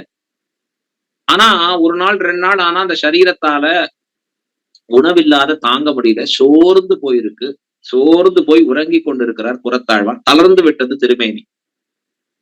அந்த சமயம் ராத்திரி வேளை வேற ஸ்ரீரங்க கஷேத்திரத்துல ஸ்ரீரங்கநாதர் அமுது செய்யக்கூடிய சமயம். அரவணை பிரசாதம்ங்கிற அந்த பிரசாதத்தை அமுது செய்கிறார் ஸ்ரீரங்கநாதர். அவர் எப்பொழுதுமே நன்னா பெரிய பெரிய வாத்தியத்தோட தான் அமுது செய்வார். அரவணைக்குன்னு ஒரு பெரிய மணி இருக்கு ஸ்ரீரங்கத்துல, மிகப்பெரிய மணி. அது ஒரு தடவை அடிச்சா போறோம், எத்தனையோ தூரம் கேட்கும். அந்த ராத்திரி அரவணை அமுது செய்கிற பொழுது பெரிய மேள வாத்தியங்கள் எதோட சேர்ந்து அந்த பெரிய மணியும் அடிக்கிறார். இது ஆண்டாளுடைய செவியிலே வந்து விடுகிறது. ஆண்டாள் திருக்கண் வந்து பார்க்கிறது. புறத்தாழ்வான் தளர்ந்து படுத்துட்டு இருக்கார். இந்த சமயத்துல ஸ்ரீரங்கநாதன் அமுது செய்கிறார்னு உடனே ஆண்டாளுக்கு பொறுக்கல.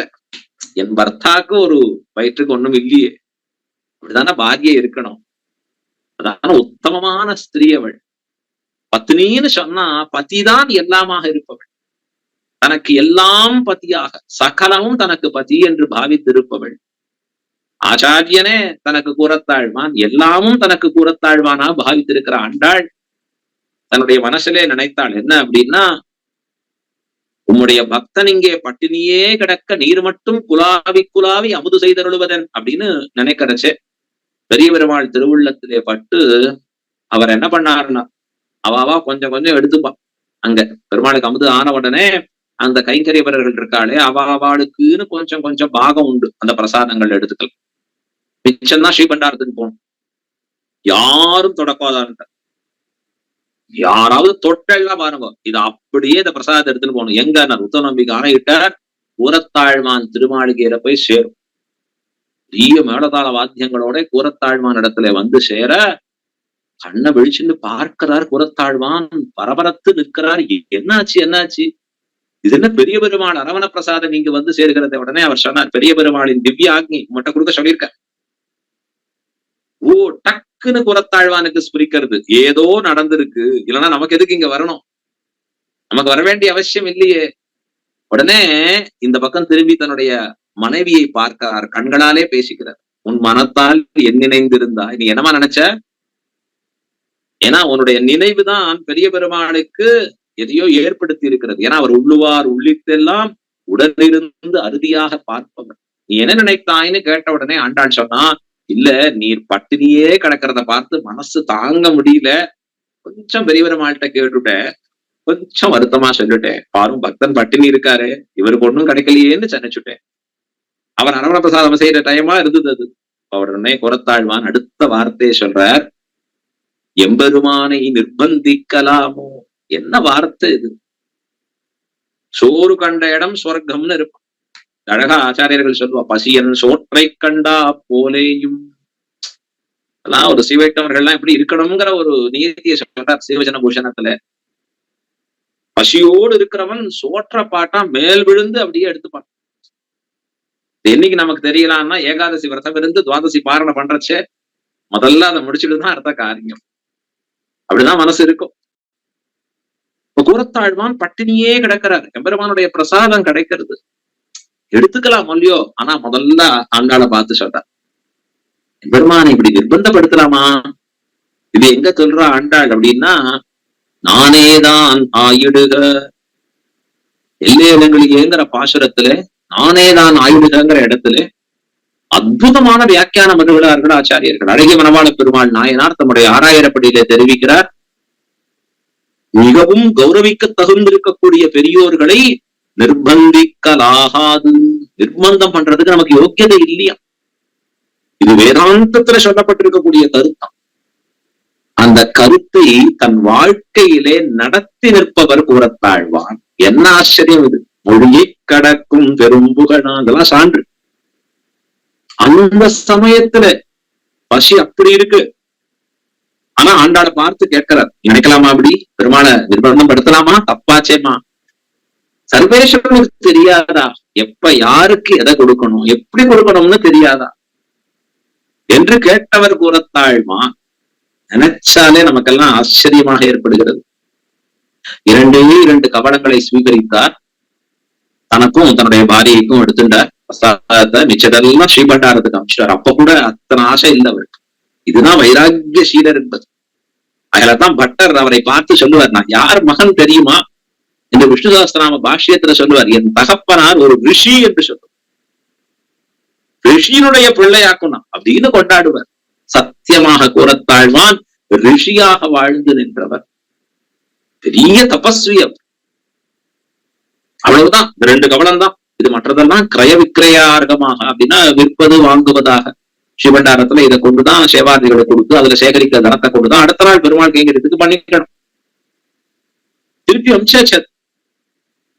என்ன ஆச்சரியம் இது! தான் கூரத்தாழ்வானுடைய நிஷ்டை. ஸ்ரீரங்கநாதர் இது ஏன் அப்படி அவரை பட்னி போட்டார்? எம்பெருமானுக்கு தெரியாதா? எல்லாமே லீலையா நடத்துபவர். கேவல லீலையா சிருஷ்டி என்பொருமை விளையாட்டுடையானை பெற்று ஆழ்வார் சொல்றாரு. எல்லாத்தையும் அப்படி விளையாட்டா நடத்தக்கூடியவர். எதனாலே ஆழ்வானை பட்டினிட்டார்னா, மிக உயர்ந்த ரத்னங்களை அவருக்கு கொடுப்பதற்காக. இந்த அரவணை பிரசாதம் அடியாக கூரத்தாழ்வானுக்கும் ஆண்டாளுக்கும் சத்தான 2 திருக்குமாரர்கள், பராசர பட்டர், வேதவியாச பட்டர். வேதவியாச பட்டர் ஸ்ரீராம பிள்ளைன்னு பேர். பராசரர் என்கிற ரிஷியுடைய திருநாமத்தோடு பட்டருக்கு சாத்தப்படுகிறது. அற்புதமான 2 திருக்குமாரர்களுடைய திருவவதார். கூரத்தாழ்வானுக்கு நல்ல பிள்ளையாக இருந்தார்னு பேர் மட்டும் இல்லை, நல்ல தகப்பனாராக உயர்ந்திருக்கக்கூடிய அற்புதமான 2 பேரை நம்ம சம்பிரதாயத்துக்கு கொடுத்திருக்க. அதுவும் பராசர பட்டருடைய மேன்மை என்பது நினைப்பரியதாக இருப்பது. அவருக்கு திருநாமம் சாற்றியதும் அவரை கொண்டாடியதும் எல்லாம் எம்பெருமானார் எம்பார் போன்றவர்கள் தான் கொண்டாடி காண்பிக்கிறார். அந்த குழந்தைகளை அற்புதமாக வளர்த்தும் காண்பிக்கிறார் கூரத்தாழ்வான். ஒரு உயர்ந்த தகப்பனாராக அந்த பிள்ளையை சிக்ஷித்து எப்படி நடக்கணும், 2 பேரும் இருந்திருக்கா. யாரு? கூரத்து ஆழ்வானும் இருந்திருக்கார், அப்படியே கூரத்து ஆண்டாளும் இருந்திருக்கிறாள். சரியான வழியில அந்த குழந்தைய கொண்டு வருது. சந்தைக்கு அம்சாச்சுன்னா திருப்பி சொல்றதான்னு பாக்குறது.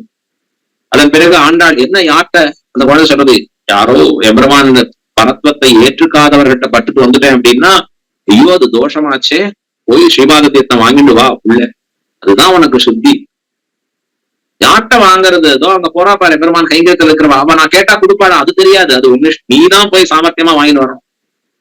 இப்ப 2 பேரும் அந்த குழந்தைய அப்படி வளர்த்து கொடுத்திருக்கிறார். அப்ப உயர்ந்த திருத்தகப்பனாராக இருக்கக்கூடிய கூரத்தாழ்வான் கூரத்த ஆண்டாளையும் சேர்த்துக்கணும். ஆச்சரியமா.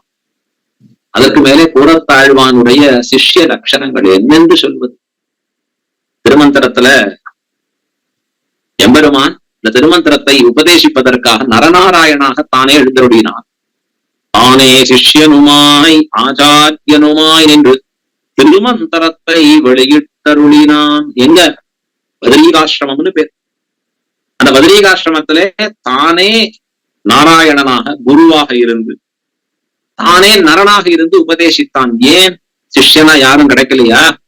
இல்ல இல்ல, அந்த சிஷ்ய லட்சணங்கள் இருக்கிறவர்கள் எப்படி இருக்கணும் அப்படின்னு தானே அந்த லட்சணங்கள் உடையவனாக இருந்து காட்டினானா எம்பெருமான். சிஷ்யனாய் நின்றது சிஷ்யன் இருக்கும் இருப்பு நாட்டார் அறியாமையாலே அத்தை அறிவிக்கைக்காக.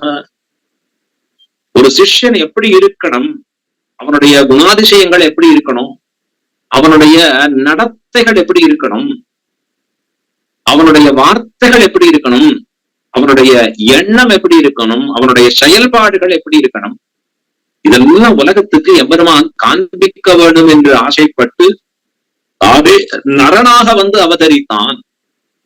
சிஷ்ய லட்சணங்களை பெருசா சொல்லி காண்பிப்பார். ஆஸ்திகா தர்மசீலா சீலவான் வைஷ்ணவா சுச்சிஹி கம்பீரஹா சதுரஹா தீரஹா என்று ஒரு 8 லட்சணங்கள். இன்னும் நிறைய இருக்கு சிஷ்ய லட்சணங்களுக்கு. தன்னுடைய சரீரத்தையே தன்னுடைய ஆச்சாரியனுக்காக தரிப்பவனுக்கு தான் சிஷ்யன்னு பேர். ஆச்சாரிய சிஷ்யூல ஆச்சாரியனுக்கு செய்யக்கூடிய பணிவிடைகள்லயே மிகச் சிறந்ததாக விளங்கி இருப்பவன் சிஷ்யன். எத்தனையோ சொல்றது அந்த லட்சணங்கள்னா எப்படி எல்லாம் இருக்கணும் ஒரு சிஷ்யன்கிறவன். அதுல குறிப்பா இந்த 8 லட்சணங்கள் நிரம்ப பெற்றவனாக இருப்பவன். ஆஸ்திகா சகல சாஸ்திரங்களையும் உண்மை என்று நம்பி அதை பூர்த்தியாக விஸ்வசித்து இருப்பவன். மகாவிஸ்வாசம் சாஸ்திரத்துல ஆஸ்திக்யம்னு பேர். தர்மசீலகா அதுல ஆசையும் உடையவன், அதை தான் அனுஷ்டிக்கணும்னு. அடுத்தது சீலவான், அதை அனுஷ்டித்தும் நிற்பவன். வைஷ்ணவா விஷ்ணு பக்தனா இருக்கணும். சுச்சிகி தற்பெருமைங்கிற கொஞ்சம் கூட ஒரு தாழ்த்தி இல்லாது. தன்னை பத்தி நானே பெருமையா பேசிக்க மாட்டேன். இது 5 பொது. அடுத்த 3 இருக்கு, ரொம்ப முக்கியமான லட்சணம். கம்பீரஹா ஆச்சாரிய பக்தியிலே ஆழம் காண முடியாதவனாக இருப்பவன் தான் சிஷ்யன். அதுக்கு மேல சதுரஹா ஆச்சாரிய கைங்கரியத்திலே மிகவும் சாமர்த்தியமுடையவனாக இருப்பவன் தான் சிஷ்யன். அதற்கு மேலே தீரஹா ஆச்சாரியனுடைய கைங்கரியத்திலே தைரியம் நிரம்ப பெற்றவனாக இருப்பவன் தான் உண்மையான சிஷ்யன். இது 3ம் ஆச்சாரியன் திறத்திலே ஒரு சிஷ்யனுக்கு இருக்க வேண்டியது. கம்பீரஹா சதுரஹா தீரஹா ஆச்சாரிய பக்தியில் ஆழம் காண முடியாதவனாக, ஆச்சாரிய கைங்கரியத்தில் மிக புத்தி சாதுரியத்தோடு செயல்படுபவனாக, 3வதாக ஆச்சாரிய கைங்கரியம் செய்கிற பொழுது தைரியம் மிக்கவனாக. சுவாமி கைங்கரியம்னா என்ன பெருசா, நாங்க போறோம் சேவிக்க போறோம், ஏதோ சம்பாவனை சமர்ப்பிக்கிறோம், ஏதோ அவர் என்ன சொல்றாரோ பண்ண போறோம்னா இல்ல. இது 3ம் இருந்தா தான் ஒரு உண்மையான சிஷ்யன் ஆகவே முடியும். யார்கிட்ட 3ம் பார்க்கலாம்னா புறத்தாழ்வான்ட்ட தான் பார்க்க. நாம எல்லாம் உலகத்துல வேற வேற விஷயங்கள் எல்லாம் இருக்கும். எனக்கு நிறைய ஞானம் இருக்கு, பல வேதாந்தங்கள்லாம் படிச்சிருக்கேன், அது பெரிய விஷயம் இல்லை. நான் ரொம்ப சாதுரியம் மிக்கவன், பாருங்கோ லௌகீகத்துல இதெல்லாம் சாதிச்சிருக்கேன், அதுவும் வேஸ்ட். ஆச்சாரிய கைங்கரியத்துல இருக்கிறச்சே சாதுரியம் வேலை செய்யறதா உனக்கு? ஆச்சாரியனுக்கு உகப்பா பண்ணும்படியான விஷயம், அவருக்கு உயர்த்திய கொடுக்க முடியாத விஷயமா இருந்திருக்கா? உலகத்துல நான் எத்தனை பேரோட சண்டை போட்டிருக்கேன் தெரியுமா, எப்படியெல்லாம் தைரியமா இருந்திருக்கேன் தெரியுமா? அது வேஸ்ட். ஆச்சாரிய கைங்கரியத்திலே தைரியமுடையவனா இருந்திருக்கியா நீ? இது நாம் சொல்லல, சாஸ்திரம் சொல்றது. இதெல்லாம் வேணும். இது எங்க பார்க்கலாம்னா பிரத்யக்ஷமா ஒரு நமக்கு நேரடியான உதாரணமாக இருப்பவர் புறத்தாழ்வான் தான். சுவாமி ராமானுஜர் தரத்திலே அவருக்கு இருக்கக்கூடிய பக்தியிலே ஆழம் பார்க்க முடியுமான்னா முடியவே முடியாது. அப்படி ஆச்சாரிய பக்தி மிகவும் நிரம்ப பெற்றவர் புறத்தாழ்வான். அருமா அந்த ஆச்சாரிய பக்தியின் காரணமாகத்தானே ஒரு க்ஷணத்துல அப்படி விட்டுட்டு வந்து சேர்ந்தாருங்க. ஆச்சாரியனோடே உஷாத்துணையாக நிற்கிறார். ஆச்சாரியன் என்ன கைங்கரியத்தை நியமிக்கிறாரோ அதை செய்பவராக நிற்கிறார். ஆழம் காண ஒண்ணாதவர். எத்தனையோ இடங்கள்ல அசைத்து பார்க்கறதுக்கு வாய்ப்புகள் வந்தது. ஆச்சாரிய பக்தி இவருக்கு இருக்கா இல்லையா அப்படின்னா எத்தனையோ புயல் மாதிரி கூட அடிச்சிருக்கிற காலம் இருக்கும். ஒரு காலத்துல புறத்தாழ்வானை வெளியில போ அப்படின்னு சுவாமி எம்பெருமானார். ஸ்ரீபாஷ்யம் எழுதுகிற சமயத்துல நான் அத எப்படி நம்ம போதாய நிவர்த்திக்கு அதை அனுரூபம் அதை ஒட்டியே சொல்லும்படியான கருத்துக்களாக இல்லாத பொழுது எழுத வேண்டாம்னு சொல்ல, ஆழ்வான் ஒரு இடத்துல எழுதாது நிற்க, அப்ப எழுதுன்னு நிர்பந்திக்க ஆழ்வான் மறுக்க எம்பெருமானார் கோபித்துக் கொண்டு அவரை வெளியில் போம் என்று சொல்லி நிற்க, அப்ப கூறத்தாழ்வான் வெளியில உட்கார்ந்துக்கிறார் போய் திண்ணல். எம்பெருமானார் திருவுள்ளம் சீற்றம் தனியட்டம். ஆச்சாரியனுடைய சீற்றம்னு பார்த்தா சில பேருக்கு பிடிக்காது. ஆச்சாரியன் சிரிச்சு சிரிச்சு பேசினா பிடிக்கும். ஏன் சுவாமி நீர் போல ஆச்சாரம்? ஆமா, அவர் கொஞ்சம் கடுகடுன்னு இருக்கார், அதனால எனக்கு போறதுக்கு விருப்பம் இல்லை. போச்சு போ, பிரயோஜனம் இல்லை. சீற்றத்தோடு அருள் பெற்றவன் அடி கீழ். ஆச்சாரியனுடைய சீற்றமே நமக்கு அருள் தான். அதை பெறுபவனாக ஒரு சிஷ்யர் இருக்கணும். உண்மையான பிரீத்தி உனக்கு அப்பதான் இருக்கா இல்லையான்னு தெரியும்.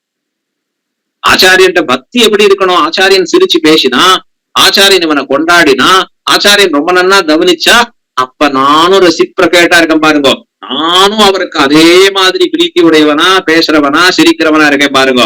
அது இல்ல சிஷ்ய லட்சணம். ஆச்சாரியன் எப்படி இருந்தாலும், அவர் உன்னிடத்திலே கோபித்தே இருந்தாலும், உன்னுடைய ஆச்சாரிய பக்தி என்பது ஒரு துளி கூட குறையக்கூடாது. அது எங்க பார்க்கலாம்? புறத்தாழ்வான் இடத்துல சில பேர் கேட்கறான், அழ்வான் இது வெளில நிக்க வச்சுட்டாரு, வெளில வச்சுட்டாரு பாரு, இப்படிதான் இப்ப பாரு பெருமானார் நீர் தான் எந்த பெரிய பெருமானார்ட்ட பாரு வெளில நிக்க வச்சுட்டார். அந்த புறத்தாழ்வான் சிரிச்சுட்டே சொன்னார், எம்பெருமானாருக்கு நான் யாரை போலே, அஜித்தை போலே தனக்கேயாக என்னை கொள்ள வேணும்னு இருக்கிறவன், அத்தலைக்கே ரசமாம்படி கைங்கரியம் பண்றவன், ஆச்சாரிய பரதந்திரனாக இருப்பவன், அந்த ஆச்சாரிய பாரதந்திரியமே வடிவாக உடையவன். என்னை ஒரு பொருளாக அச்சேதன வஸ்துவாக என் ஆச்சாரியன் எப்ப எங்க வேணுமோ அங்க வச்சுப்பார். அது அவர் இஷ்டம். ஒரு நாள் வேணும்னு மடத்துல உள்ள வச்சுப்பார், இன்னொரு நாள் பார்க்கலாம் அப்புறம்னு வெளில வச்சுப்பார். ஆனா அவர் எங்க வைத்தாலும் அந்த அஜித் பதார்த்தமாக இருக்கிற நான் அதை கண்டு சந்தோஷித்துதான் இருக்கு. எப்பவுமே என் ஆச்சாரியனுக்கு உகப்பாக இருப்பது மட்டும்தான் நோக்கமே வழிய, எனக்கு இங்க வச்சாதான் திருப்தி, இங்க வச்சா திருப்தி இல்லைன்னா கிடையாது. என்னை எப்படியும் என் ஆச்சாரியன் விநியோகம் கொள்ளலாம் என்று இருப்பவர் புறத்தாழ்வான். இப்படி இருக்க முடியுமா ஆச்சாரிய பக்தியில?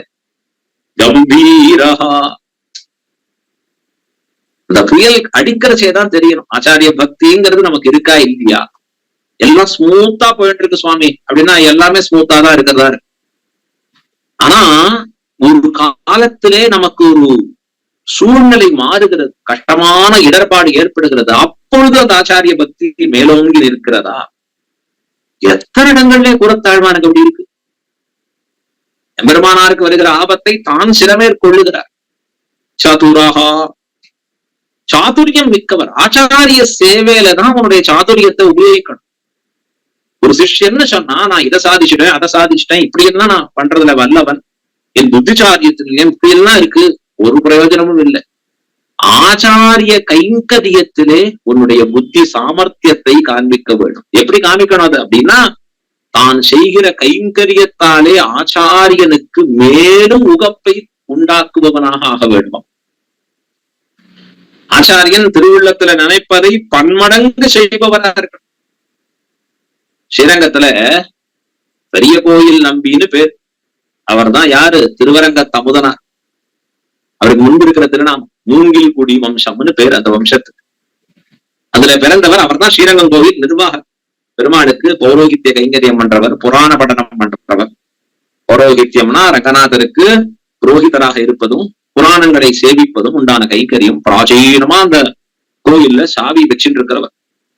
ஆனா என்ன கொஞ்சம், அவர் எப்ப வராரோ அப்பதான் நம்பெருமாளே வெயிட் பண்ணிட்டு இருக்கணும் அவருக்காக. சில நாள் ஒரு 1/2 hour லேட்டுங்க, சில நாள் 2 மணி நேரம் ஆகும், பரவாயில்ல வந்துட்டு இருக்கேன் அப்படின்னு சொல்லுவேன். உடையவரை நம்பெருமாள் அடிச்சுட்டு வச்சா சொல்லியும் ராமானுஜன் சொல்லல, உடையவர்னு சொன்ன. ஏன் இந்த திருநாமத்தை உடையவர்னு சாத்தியிருக்க எம்பெருமானாருக்கு கொண்டு வந்து, இனி நீர் தான் ஸ்ரீரங்கத்தை பாத்துக்கணும்னு சொன்னா, இவர் எந்த காரியம் பண்ணணும்னு நினைச்சாலும் முதல் இடையூறா யார் இருக்காருன்னா இந்த அமுதனார் தான் இருக்கார். அவருக்கு அப்ப பேரு பெரிய கோயில் நம்பின்னு பேரு. என்னடா அது, இவர் வச்சுட்டு ஒரு காரியமும் பண்ண முடியலையே. எம்பெருமானார் முடிவு பண்ணிட்டார், இவரை நாடு கடத்த வேண்டும், இல்ல ஊரு கடத்த. ஸ்ரீரங்க கஷேத்திரத்தை விட்டு மாத்தி, அவர் மேனேஜரியல் கேப்பபிலிட்டி ரொம்ப அதிகம் இருக்கிறவர் எம்பெருமானார். முடிவு பண்ணிட்டாரோ இல்லையோ, முடிவு பண்ணி அடுத்த க்ஷணம் ஸ்ரீரங்கநாதனுடைய கைங்கரியம் இருக்கிறதே ஒரு சொப்னம். ஒரு பெரியவராக ரங்கநாதரே எழுந்திருக்கிறார். அவர் சொப்னத்தை சொல்றார், ஓ எம்பெருமானாரே, அந்த பெரிய கோயில் நம்பி நெடுநாளாக நம்மையே விஸ்வசித்திருப்பவர், ரொம்ப காலமா என்னையே நம்பி அவன் வாழறான், ஆகையாலே திருவுள்ளமானபடி செய்து போறோம் அப்படின்னு விட்டார். கேட்ட உடனே எம்பெருமானாருக்கு என்னது இப்படி பேசிவிட்டாரே பெரிய பெருமாள், இவர் இந்த பெரிய கோயில் நம்பி, அதாவது அமுதனார் இவர் கைங்கரியத்துக்கு இடையூறாக இருப்பதால தானே நான் இவரை இங்க வச்சுக்கூடாதுன்னு நினைச்சோம். ஆனா இவர் என்னமோ இவரைத்தான் வேணுங்கிற உடனே அழைத்தார். யார? புறத்தாழ்வான். ஆழ்வான் வாரும், எப்பவுமே ஆழ்வான் தான் ஷேர் பண்ணிப்பேன். நாம் பெருமாள் கோயிலேற புறப்படுவோம். இவருக்கு ஆகும்னா ரொம்ப பிடிச்ச இடம் எது? பெருமாள் கோயில் தான். இல்ல இங்க இருந்து கஷ்டம்னா திருவள்ளரை போயிடுவேன். இது ரெண்டுதான். பெருமாள் கோயிலேற புறப்படுவோம். மாறும், நமக்கு வரதர் இருக்கார், தேவப்பெருமாள் இருக்கார், அங்க போயிடுவோம். ஏன்னா இவருக்கு நாம் செய்கிற கைங்கரியம் உகப்பு இல்லை இந்த பெரிய பெருமாளுக்கு. நம்மளையும் கூட்டி வச்சுட்டார், ஆனாலும் இதெல்லாம் பண்ணாத அதை பண்ணாதங்க. அழ்வான் என்ன நடந்ததுன்னு சாதிக்கன்னு கேட்கிறார். அப்ப இதை சொல்றார். சொன்ன உடனே அழ்வான் சொல்றார், அப்ப திருவுள்ளமானபடினா தேவரீர் திருவுள்ளமானபடி, பெரிய பெருமாள் திருவுள்ளமானபடி ரெண்டு பேருக்கும் சேர செய்ய வேண்டும். எப்படி என்ன செய்யறது அப்படின்னு கேட்க உடனே அப்ப குரத்தாழ்வான் சொன்னார், இப்படி பெரிய பெருமாள் சாதித்திருந்தார், அப்ப கூடிய விரைவில அவரை செயல் நன்றாக திருத்தி தேவரீர் திருவடிக்கீழே ஆட்செய்வார், தேவரீர் திருவடிக்கீழே அவரை சேர்ப்பிப்பார் பெரிய பெருமாள். இது ஏற்பட போகிறதுன்னு சொன்னார் குரத்தாழ்வான். ஓ அப்படியா? இதை கேட்ட பெருமானார் என்ன சொன்னார்? ஆகில் அதை நீரே செய், போய் திருத்தி பணிகொள்ளும் அவரை அப்படின்னு சொல்லிட்ட. குரத்தாழ்வான் 6 மாத காலம் அந்த அமுதனார் என்று சொல்லக்கூடிய பெரிய கோயில் நம்பி அவருடைய திருமாளிகைக்கு சென்று நாள்தோறும் அவருக்கு விஷயங்களை சொல்லி சொல்லி சொல்லி அவரை நன்றாக திருத்தி பணிகொண்டார். அவரும் பண்டிதர், மகாவித்வான் ஆகையால எல்லாவற்றையும் அறிந்து கொண்டவராக இருந்தார். கடைசியா என்ன கொண்டு வந்தார்? இவரை கொண்டு போய் ராமானுஜர் திருவடி கீழ் சேர்த்தார் அமுதனார். யாரு? அதாவது குரத்தாழ்வான் இந்த அமுதனாரை கொண்டு போய் சேர்க்கிறார். எல்லாம் நமக்கு ராமானுஜர் தான். இருக்கிற நம்பெருமாள் இல்ல, யார் நமக்கு தஞ்சம்? எம்பெருமானார் திருவடிகளே தஞ்சம் அப்படின்னு எம்பெருமானாரின் பெருமைகளை, உடையவரின் பெருமைகளை கொண்டு போய் சொல்லி சேர்ப்பிக்கிறார். அந்த அமுதனாரை திருத்தி இவரிடத்துல சேர்க்கிறார். உடையவருக்கும் ரொம்ப சந்தோஷமாயிடுதாப்பா, பரவாயில்லப்பா, இடையூறு இல்லாம இப்ப இருக்க நமக்கு ரொம்ப சௌகரியமா இருக்கும் இனிமே கைக்கரியங்கள்லாம் பண்றது. ஏன்னா சிஷ்யன் ஆயிட்டானு, இப்ப இனிமே சரியான வழியில் நடந்துக்கலாம் அப்படின்னு நடக்கிறச்ச ஐப்பசி மாசத்துல அவருடைய தாயார் பரமேஸ்வரர், யாருடைய? அமுதனார் உடைய தாயார். அவருக்கு 10 நாள் காரியம் முடிஞ்சு 11வது நாள் காரியம் ஏகாகும். அப்ப உடையவர் திருவடிகள்ல விண்ணப்பம் பண்ண உடனே பார்க்கிறார் தன் முதலிகளை, யாரும் சித்தமா இல்ல. ஆழ்வான பார்க்கிறார். பார்த்து ஆழ்வேன் ஒரு ஆழ்வான் நீர் போய் செய்துவார். அந்த 11வது நாள் காரியத்துல அன்வயிச்சா நிறைய நியமங்கள் இருக்கு. புறத்தாழ்வான் சந்தோஷமா போற. அப்படி போயிட்டு வாரும் தான் சொல்றாரு. ஆனா என்ன பண்ணணுங்கிறத ஆழ்வான் தன்னுடைய மேதா விலாசத்தாலே கிரகித்தார். அதான் சாதுரியம். எதற்காக தன்னை ஆச்சாரியன் அனுப்புகிறார்? சில பேர் ஒரு காரியம் பண்ணிடுவான்னு சொன்னா போயிட்டு திருப்பி வருவா. என்னென்ன சுவாமி நீ சொன்னே அது இன்னைக்கே பண்ணணுமா இல்ல நாளைக்கு பண்ணலாமா? அப்பா இன்னைக்கே பண்ணணும்பா. திரும்பி போன உடனே மறுபடியும் கொஞ்சம் நாளையில திருப்பி வருவோம். இன்னைக்கே பண்ணணும்னா அடியேன் மட்டும் பண்ணணுமா, இன்னும் வேற யாரும் வச்சு பண்ணட்டுமா? அப்பா நீயே பண்ணுப்பா, வேற யாராவது வேணும்னா கூட வச்சுக்கோப்பா. இந்த மாதிரி ஒரு 10 தடவை திருப்பி வந்து வந்து ஆச்சாரியன் கேட்ட உடனே ஆச்சாரியன் சொல்லிடுவார், சிஷ்யனை உட்கார வச்சு சேவிச்சு நீ ஒண்ணும் பண்ண வேண்டாம் நானே பண்ணிவிட்டேன். அப்படி இருக்கக்கூடாது. ஒரு சிஷ்யன் எப்படி இருக்கணும்? சாதுரியம் பெற்றவனாக இருக்கணும். என்ன சாதுரியம்? ஆச்சாரியனுக்கு உகப்பை விளைவிப்பதாக இந்த கைங்கரியத்தை எப்படி பண்ணணும்? ஆச்சாரிய பிரேமம் கனத்து வைக்கிறவனுக்கு தான் இது வரும், இந்த நினைவு. ஆச்சாரியன் திருவடியிலே மகாவிஸ்வாசம் இருக்கிறவனுக்கு தான் இது ஏற்படும். அந்த வழி தெரியணும். நேரா எழுந்தருடினார். 11வது காரியத்துல இவர் ஏகாதசிநாதுல எடுத்துட்டார் பிரசாதத்தை ஸ்வீகரிச்சு கடைசியா திருப்தின்னு சொல்லணும். சொல்லல வார்த்தை என்னன்னா, பெரிய கோயில் சாவியையும் உன்னுடைய புராண கைங்கரியங்கள் அங்க புரோகித கைங்கரியங்கள்லாம் இங்க கொடுத்தாதான் திருப்தின்னு சொல்லுவேன். அமுதனாரும் பரமாஸ்திகர், தன் ஆச்சாரியனே வந்திருக்காரொல்லி அவரை திருத்தி பணிகொண்டவரொல்லி இவர். ஆகையாலே அவரிடத்துல சமர்ப்பிச்சு அப்புறம் திருப்தின்னார். அழகா நிறைய தனங்களையும் கொடுத்தார். போற வழியில கூரத்தாழ்வான் அந்த தனங்கள் எல்லாம் தூக்கி எறிஞ்சிட்டு வர. அவர் தான் கூரத்திலே ஐஸ்வர்யங்கள்லாம் விட்டு தொலைத்தவர். வஞ்ச முக்குறும்பாம் குழியை கடக்கும் நம் கூரத்தாழ்வான். முக்குறும்புகளை கலைத்தவர்.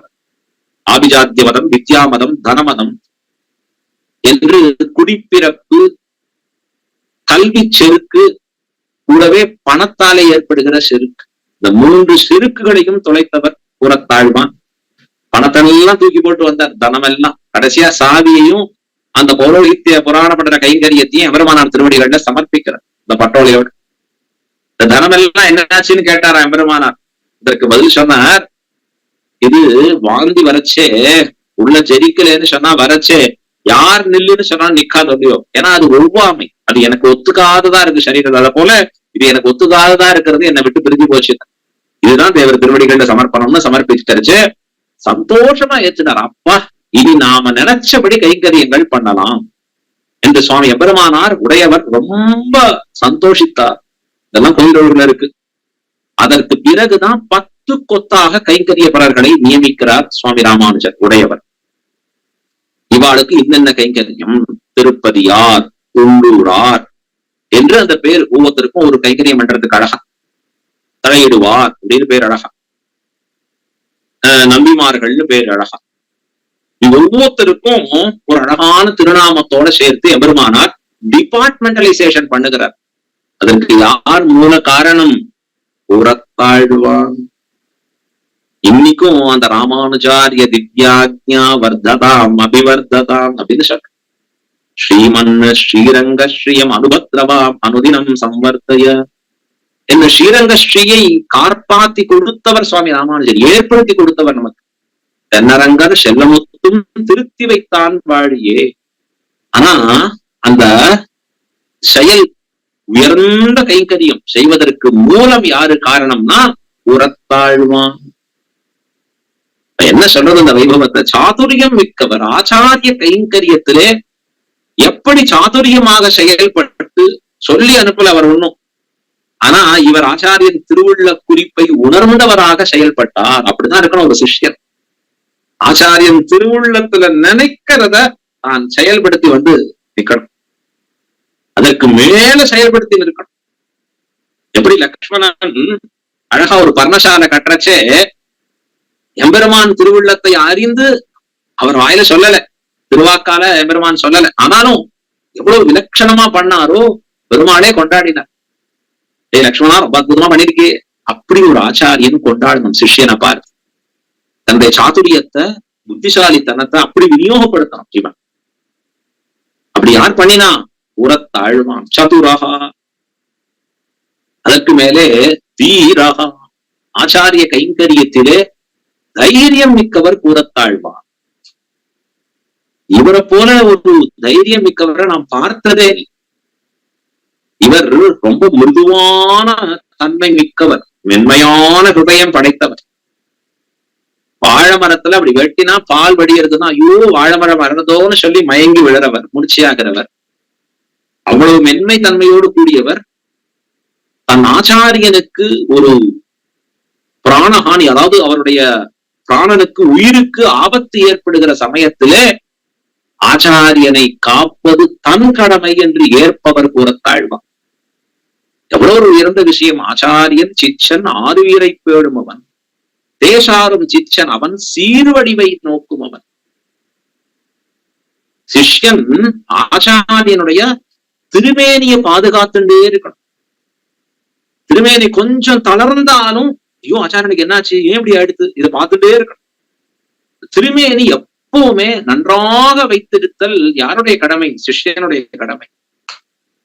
சிஷ்யன் தன்னுடைய உடம்ப பாத்துக்கிறது இல்ல, ஆச்சாரியன் திருமேனிய பாத்துட்டு இருக்கணும். ஏன்? அப்பதான் ஆச்சாரியன் சிஷ்யனுடைய ஆத்மாவை பேணி பாதுகாக்க முடியும். உபதேசங்களை பண்ணி திருத்தி அவனை நல்வழியில ஈடுபடுத்தி கொண்டு வர முடியும். ஆச்சாரியன் இந்த உலகத்துல இருந்தா தானே பண்ண முடியும்.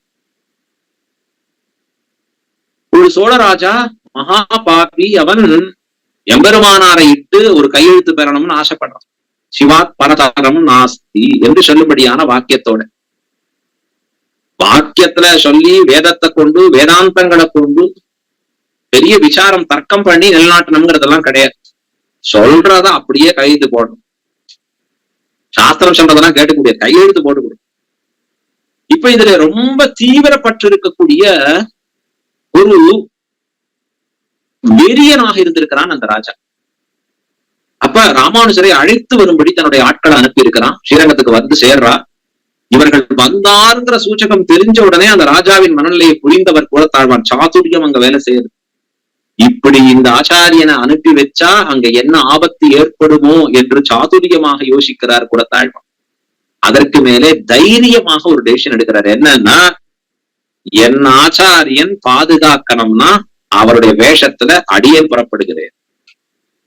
நானே ராமானுஜர். காஷாயத்தை தரிச்சுட்டார், திருதண்டத்தை கையில பிடிச்சுட்டார். நான் தான் ராமானுஜர், வாரும்னு கிளம்பலாம்.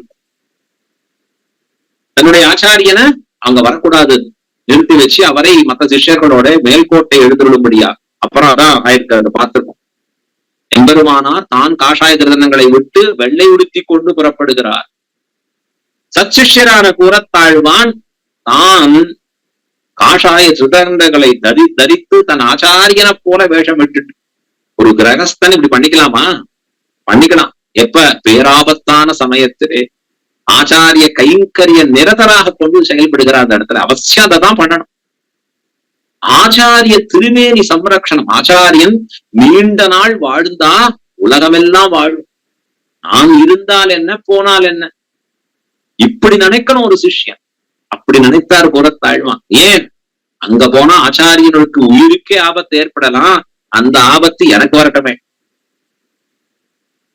இந்த இடத்துல ஆச்சாரியனை நிர்பந்தம் கூட பண்ணிருப்பார். அவசியம் தேவரையில் எழுந்துள்ள வேண்டும், இங்க வரக்கூடாது, நான் போயிட்டு வரேன் சபை. இங்க பண்ணலாமா? நான் கண்டிப்பா பண்ணலாம். ஏன்னா இதுதான் உண்மையான ஆச்சாரிய கைங்கரியம். தான் தன் இன்னுயிரை கொடுத்தாலும் பரவாயில்ல அப்படின்னு புறப்பட்டு போகிறார் கூறத்தாழ்வான். அந்த சபையில் நடந்தது எல்லாருக்கும் தெரியும். அவன் இவருடைய கண்ணை பிடுங்க வேண்டும் என்று சொல்ல தானே தன்னுடைய திருக்கரங்களாலே அந்த கண்ணை பிடுங்கி தூர எறிகிறார் கூறத்தாழ்வான். நிறைய விஷ்ணு பரத்தத்தை நிலநாட்டுகிறார். நாராயணனே பரமாத்மா என்று எத்தனையோ வாக்கியங்களை சொல்லி கேட்கல. அவன் ஒன்னும் அப்படி கேட்கிற மாதிரி இல்லை. கடைசியா தான் அப்படி தரிசனத்திற்காக தரிசனத்தை கொடுத்தவர், ராமானுஜரை காப்பாற்றி கொடுத்தவர் கூறத்தாழ்வான். வீரஹா, தைரியம் மிக்கவர். ஆச்சாரிய கைங்கரியத்திலே ஒரு சிஷ்யன்னா ஆழ்வானை போலே இருக்க வேண்டும். தைரியசாலியா இருக்கணும். ஆச்சாரியன் திருவுள்ளம் என்னவோ அதை செய்யுமவனாக இருக்கணும். இதெல்லாம் யார்கிட்ட பார்க்கலாம்? கூறத்தாழ்வான் இடத்துல இன்னும் எத்தனையோ சொல்லணும். கூறத்தாழ்வான் ஒரு சமயம் எம்பெருமானார் அனுப்புகிறார். போய் ஆத்மாவினுடைய உண்மையான தன்மை என்னன்னு கேட்டுடுவார் அப்படின்னா அந்த சொரூப ஞானத்தை பெறுவதற்காக அனுப்புகிறச்சே. கடைசியா அதாவது திருக்கோட்டியூர் நம்மிடத்துல இருக்கிறச்சே ரொம்ப காலம் இருந்து 6 மாச காலம் சுஷ்ரூஷ பண்றார். கடைசியா அவர் சொல்லி அனுப்புற, அடியேன் உள்ளான் உடல் உள்ளான் என்பது கண்டாயே என்று அதை கொண்டு இங்கே வந்து சேருகிறாருங்கிறத பார்க்கிறோம். அது மட்டும் இல்ல, ஸ்ரீரங்கம் கோயிலுக்குள்ளே பிரவேசிக்கிற பொழுது ராமானுஜ சம்பந்தம் இருப்பவர்கள் உள்ளே போகக்கூடாது அப்படின்னு ஒரு ஆணையிட்டார். இந்த காலகட்டத்துல ஏதான ஒரு ஆணையிட்டா எல்லாருமே ஆமாமா சுவாமி நீங்க என்ன வேணா சொல்லிக்கோங்க, நான் போய் பெருமானை சேவிச்சுட்டு வர போறேன். இந்த எம்பெருமானை யாரும் சேவிக்கிறது முக்கியம் நினைக்கிறோமே ஒழிய ஆச்சாரியன் திருவுள்ளத்திற்கும் பெரிய பெருமாள் திருவுள்ளத்திற்கும் உகப்பாக நடப்பது எப்படி எங்க கத்துக்கணும்? கூறத்தாழ்வான்ட்ட தான் கத்துக்கணும். வைஷ்ணவன் என்றால் வெளி வேஷத்திலே இருப்பவனும் சும்மா வெறும பெருமாள்கிட்ட மட்டும் சுத்துபவனும் அல்ல. அவன் யார் வைஷ்ணவன் என்றால் நம்முடைய பூர்வாச்சாரியர்கள் காண்பித்து கொடுத்த மார்க்கத்திலே நில நிற்பவன். பூர்வாச்சாரியர்கள் போத அனுஷ்டானங்கள் கூறுவார் வார்த்தைகளை கொண்டு நீர் தேறி அந்த தேறி நிற்பவர்கள். முன்னோர் முடிந்த முறை தப்பாமல் கேட்டு அதிலே பின்னோர்ந்து தாம் செல்லுபவர்களாக நிற்கக்கூடியவர்கள். அந்த நிஷ்டை எங்க பார்க்கலாம்? கூறத்தாழ்வான இடத்திலே பார்க்கலாம். உள்ள அனுமதிக்க முடியாதுங்கிறான். இன்னொரு சொல்றான், ஐயோ அவர் நல்லவர்ப்பா, நல்ல ஆத்ம குணங்கள் நிரம்பினவர், அவர் உள்ள அனுமதி பண்ண. அப்போ அவர் சொல்றார், பெருமாளை பார்ப்பதற்கு சேவிப்பதற்கு அவரை மங்களாசாசனம் செய்வதற்கு ஆச்சாரிய சம்பந்தம் இருக்கக்கூடாதா? ஆச்சார சம்பந்தம் இல்லாதவாளுக்கு தான் அனுமதியா? ஆமா, அப்படி இருந்தா தான் இங்க அனுமதி. ராமானு சம்பந்தம். அப்ப அத்தனை பேர் கோயிலுக்குள்ள போயிட்டு போயிட்டு வந்துட்டு இருக்காளே, எத்தனையோ பேர் போய் அவெல்லாம் எது வேணா சொல்லிக்கோங்க, எங்களுக்கு என்ன. ஆனா கூரத்தாழ்வான் சொன்னார், போக மாட்டேன்னுட்டார். இந்த ஆத்ம குணங்கள் ஆச்சாரிய சம்பந்தத்தை பெறுவதற்கு காரணமாக இருக்குன்னு பார்த்தா, இது அந்த சம்பந்தத்தை அழிப்பதற்கு காரணமா இருக்கு. இவன் போய் என்ன புகழறானே, என்ன பிரயோஜனம்? ராமானு சம்பந்தம் இல்லாம எனக்கு குணங்கள் இருந்து என்ன பிரயோஜனம்? இதெல்லாம் ஸ்ரீவச்சன கோஷத்துல அற்புதமா இருக்கும். எவ்வளவு சொல்றா தெரியுமா? ஒரு பதிப்பிரத்தையாக இருக்கக்கூடிய ஒரு ஸ்திரீ எத்தனையோ ஆபரணங்கள் போட்டுக்கலாம், ஆனா அவளுக்கு தாலி இல்லைன்னா அது பிரயோஜனமே இல்லை. மத்த எத்தனை ஆபரணங்கள் போட்டு வேஸ்ட். தாலி இருந்ததுன்னு சொன்னா மத்த ஆபரணங்கள் போட்டாலும் பரவாயில்ல, இல்லாட்டியும் பரவாயில்ல. எது முக்கியம்? அந்த திருமாங்கல்யம் என்பது முக்கியம், மங்கள சூத்திரம் என்பது முக்கியம் விவாகமாக இருக்கக்கூடிய பெண்ணுக்கு. அத போல இவனுக்கு என்ன, ஆச்சாரிய சம்பந்தமே முக்கியம். அழகா சாதிக்கிறார், உனக்கென்ன வேறுடையை. இந்த இடத்துல பெரியவாச்சான் பிள்ளை அருளுகிறார். நீ புக்கு திருவடி தொழு என்று ஆழ்வானை குறித்து சொல்ல, அப்போது ஆழ்வான் அருளி செய்த வார்த்தையை ஸ்மரிப்பது. இந்த சமயத்துல கூரத்தாழ்வான் சொன்ன வார்த்தை இருக்கு, அதை கொஞ்சம் நினைச்சுக்கோங்கன்னு சொல்ற. அப்ப என்ன ஆழ்வான் சொன்னார் தெரியுமா? அந்த சேவகர்களை பார்த்து சொன்ன வார்த்தை, அடே நான் ராமானுஜதாசன்டா, அடியேன் ராமானுஜதாசன், இதுதான் என்னுடைய சொரூபம், இதுதான் எனக்கு என்னைக்கு நிலைநின்ற லட்சணம். இந்த ராமானுஜ சம்பந்தத்தை அறுத்து கொண்டு எனக்கு என்ன வேணாம்? எனக்கு பெருமாளும் வேண்டா, கோயிலும் வேண்டா, பெரிய பெருமாளும் வேண்டாம், திருவரங்கம் கோயிலும் வேண்டாம். என்ன வேணும் எனக்கு? ஆச்சாரிய சம்பந்தமே அமையும்.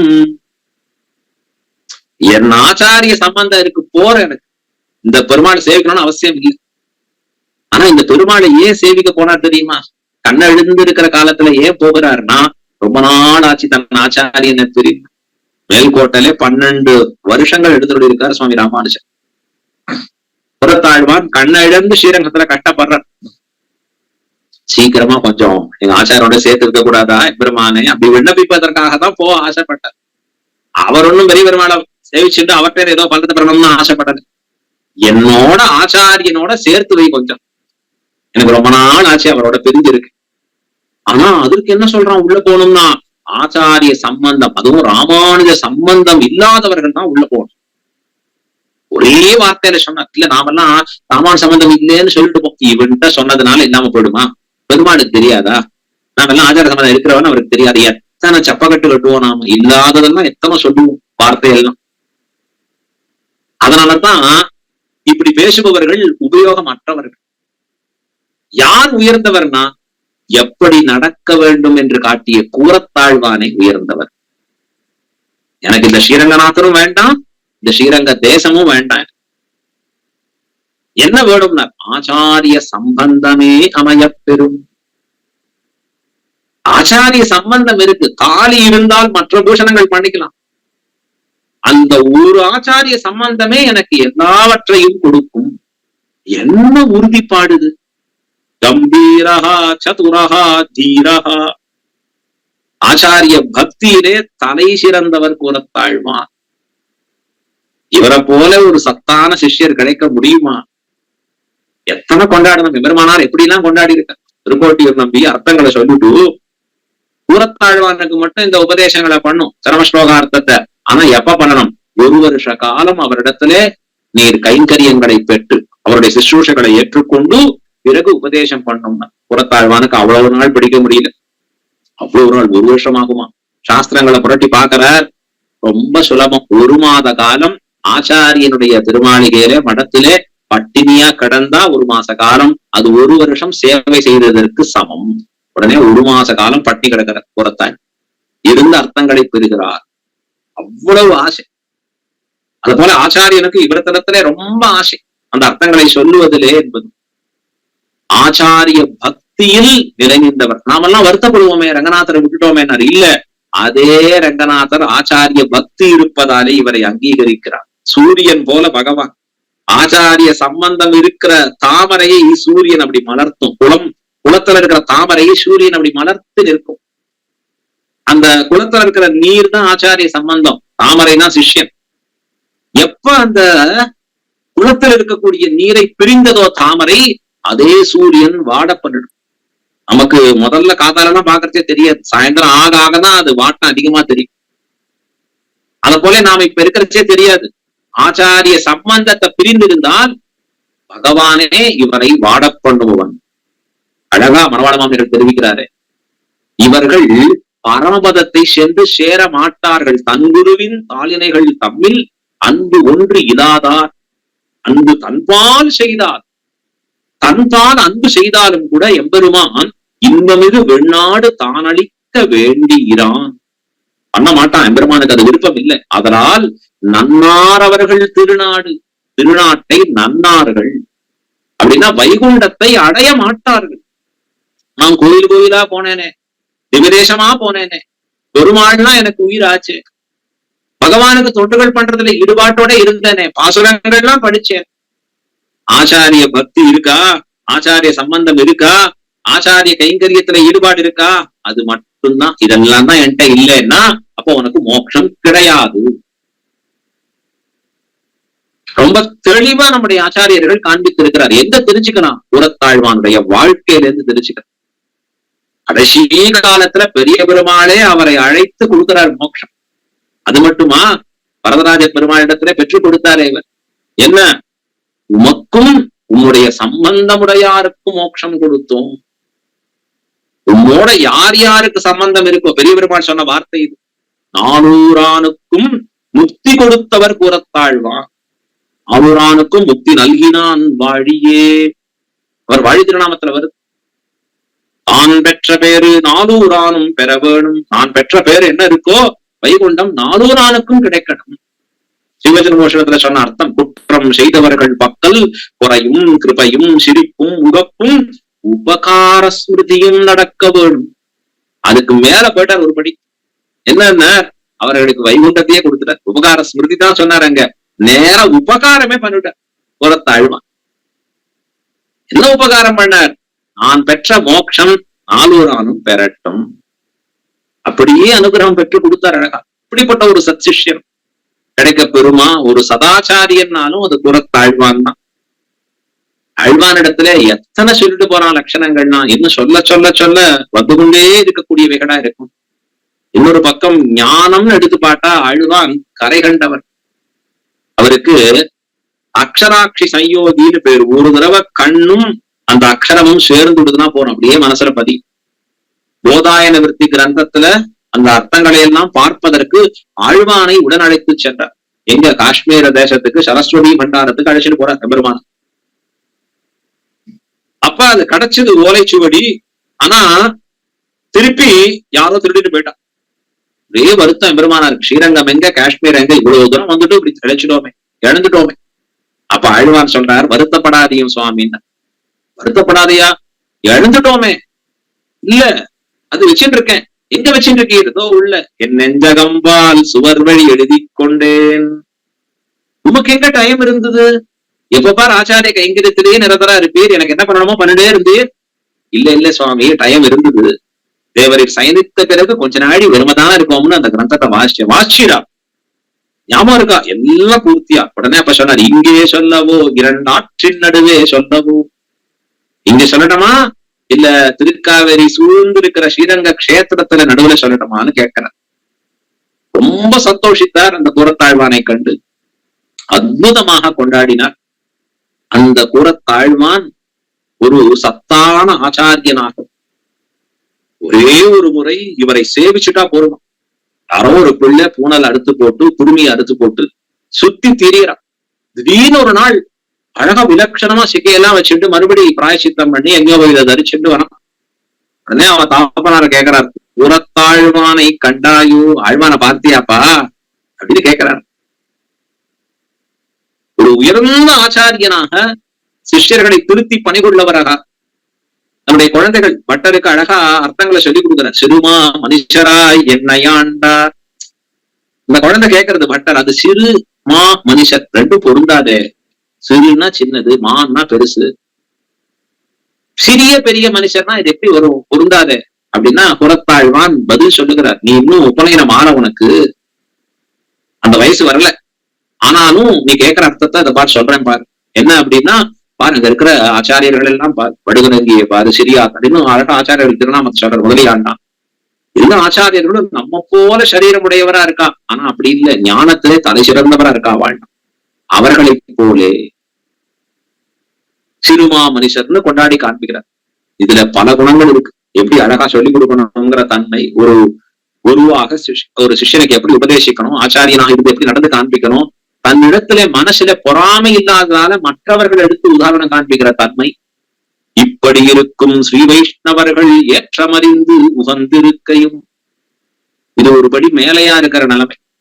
பாமணிகள் சாதிக்கிறார், பிறர்களுக்கும் பொறாமையினா பெருமையும் பெற்றோமே. மற்றவர்களுக்கு ஏற்படுற சமிருத்தியை கண்டா பொறாமைங்கிறது வரக்கூடாது, அதுக்கு மேல இது பரசமிருத்தியைக்க பிரயோஜனம், பரசமிருத்தியை கண்டு சந்தோஷிக்கணும். அதுக்கு வியாக்கியானம் வருகிறார் மணவாள மாமணிகள், மத்த குணங்கள்லாம் வந்தா கூட இது வருது கட்டமாச்சே என்ன. திருமந்திரார்த்த வியாக்கியானத்துல துவயப்பிரகடனத்துல அப்படியே காண்பிக்கிறார் மாமணிகள். ஆனா கூரத்தாழ்வானுடைய திருவுள்ள பாருங்கோ, எல்லாரையும் கொண்டாடி உதாரணம் காண்பிக்கிறார் தன்னுடைய பிள்ளைக்கு. பா இவர்களை போலப்பா தெரிஞ்சுக்கணும், அந்த குழந்தை தன் தகப்பனாருடைய அந்த வார்த்தைகள்ல இருந்து அவர் திருவுள்ளம் என்ன, அவருடைய நடந்து காண்பிக்கிற முறை என்ன, அவர் எப்படி மற்றவர்கள்லாம் கொண்டாடி இருக்கார், பொறாமையற்றவராக விளங்கி இருக்கார், எல்லாம் தெரிகிறது அவர் திருவாக்கல். அந்த கூரத்தாழ்வான் கடைசி காலம் பரமவதிக்கக்கூடிய சமயம். ஏன் பரமவதம் போகணும் அப்படின்னா, திருவாய்மொழி அனுசந்தானத்திலேயே பொதுபோக்குவார். அதுதான் அவருக்கு திருநாமமே ஆழ்வான்னு வந்தது. ஒரு நாள் தாமதமா வரார் எம்பெருமானாருடைய திருமணப்பள்ளி கைங்கரியம் என்ற கிடாம்பி ஆச்சா. எம்பெருமானார் கேட்கிறார், ஏன் வைகி வந்தா, ஏன் தாமதமா வர? இல்ல கூரத்தாழ்வான் காலக்ஷேமம் பண்ணாரு, கொஞ்சம் நாய் கேட்டு இருந்தேன். அவன் சொன்னது என்ன, நீர் கேட்டது என்ன, சொல்லும் பாப்போம். இல்ல அவர் ஆரம்பிச்சார், பத்துடை அடியவருக்கு எளியவன் பிறர்களுக்கு அரிய வித்தகன் அப்படின்னு பாசுரத்தை அனுசந்தானம் பண்ணார். இயலை ஓதினார்.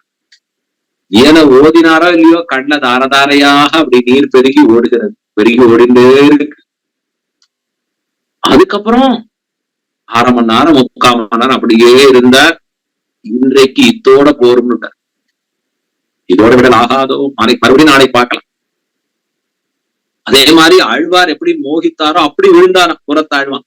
இவனும் ஒரு பிரகிருத்தியோ, அதனாலதான் அவருக்கு ஆழ்வான் என்று திருநாமம் சொல்லுகிறார். ஆழ்வார போல ஒரு பிரகிருதி இருக்கார். இந்த நம்மாழ்வார் எப்படி மயங்கி இருந்தாரோ அப்படி இவர் இருந்ததால ஆழ்வான் என்று யார் கொண்டாடினார்? சுவாமி ராமானுஜர் கொண்டாடுகிறார். எம்பெருமானார் உடையவர் சாதித்த திருநாமமாக காட்டப்படுது. அந்த ஆழ்வானுடைய பக்தி நிஷ்டை அவ்வளவு உயர்ந்து இருக்கு. இந்த திருவாய்மொழியில ரொம்ப மூழ்கி இருப்பவரா. ஆகையால இந்த திருவாய்மொழி ஒரு தடவை அனுசந்தானே வரைச்சே ஸ்புரிக்கிறது டக்குன்னு. பதியினில் பாங்கினில் அது பாதங்கள் கழுவினர்னு வரக்கூடிய வரியை எடுத்துக்கிறார்.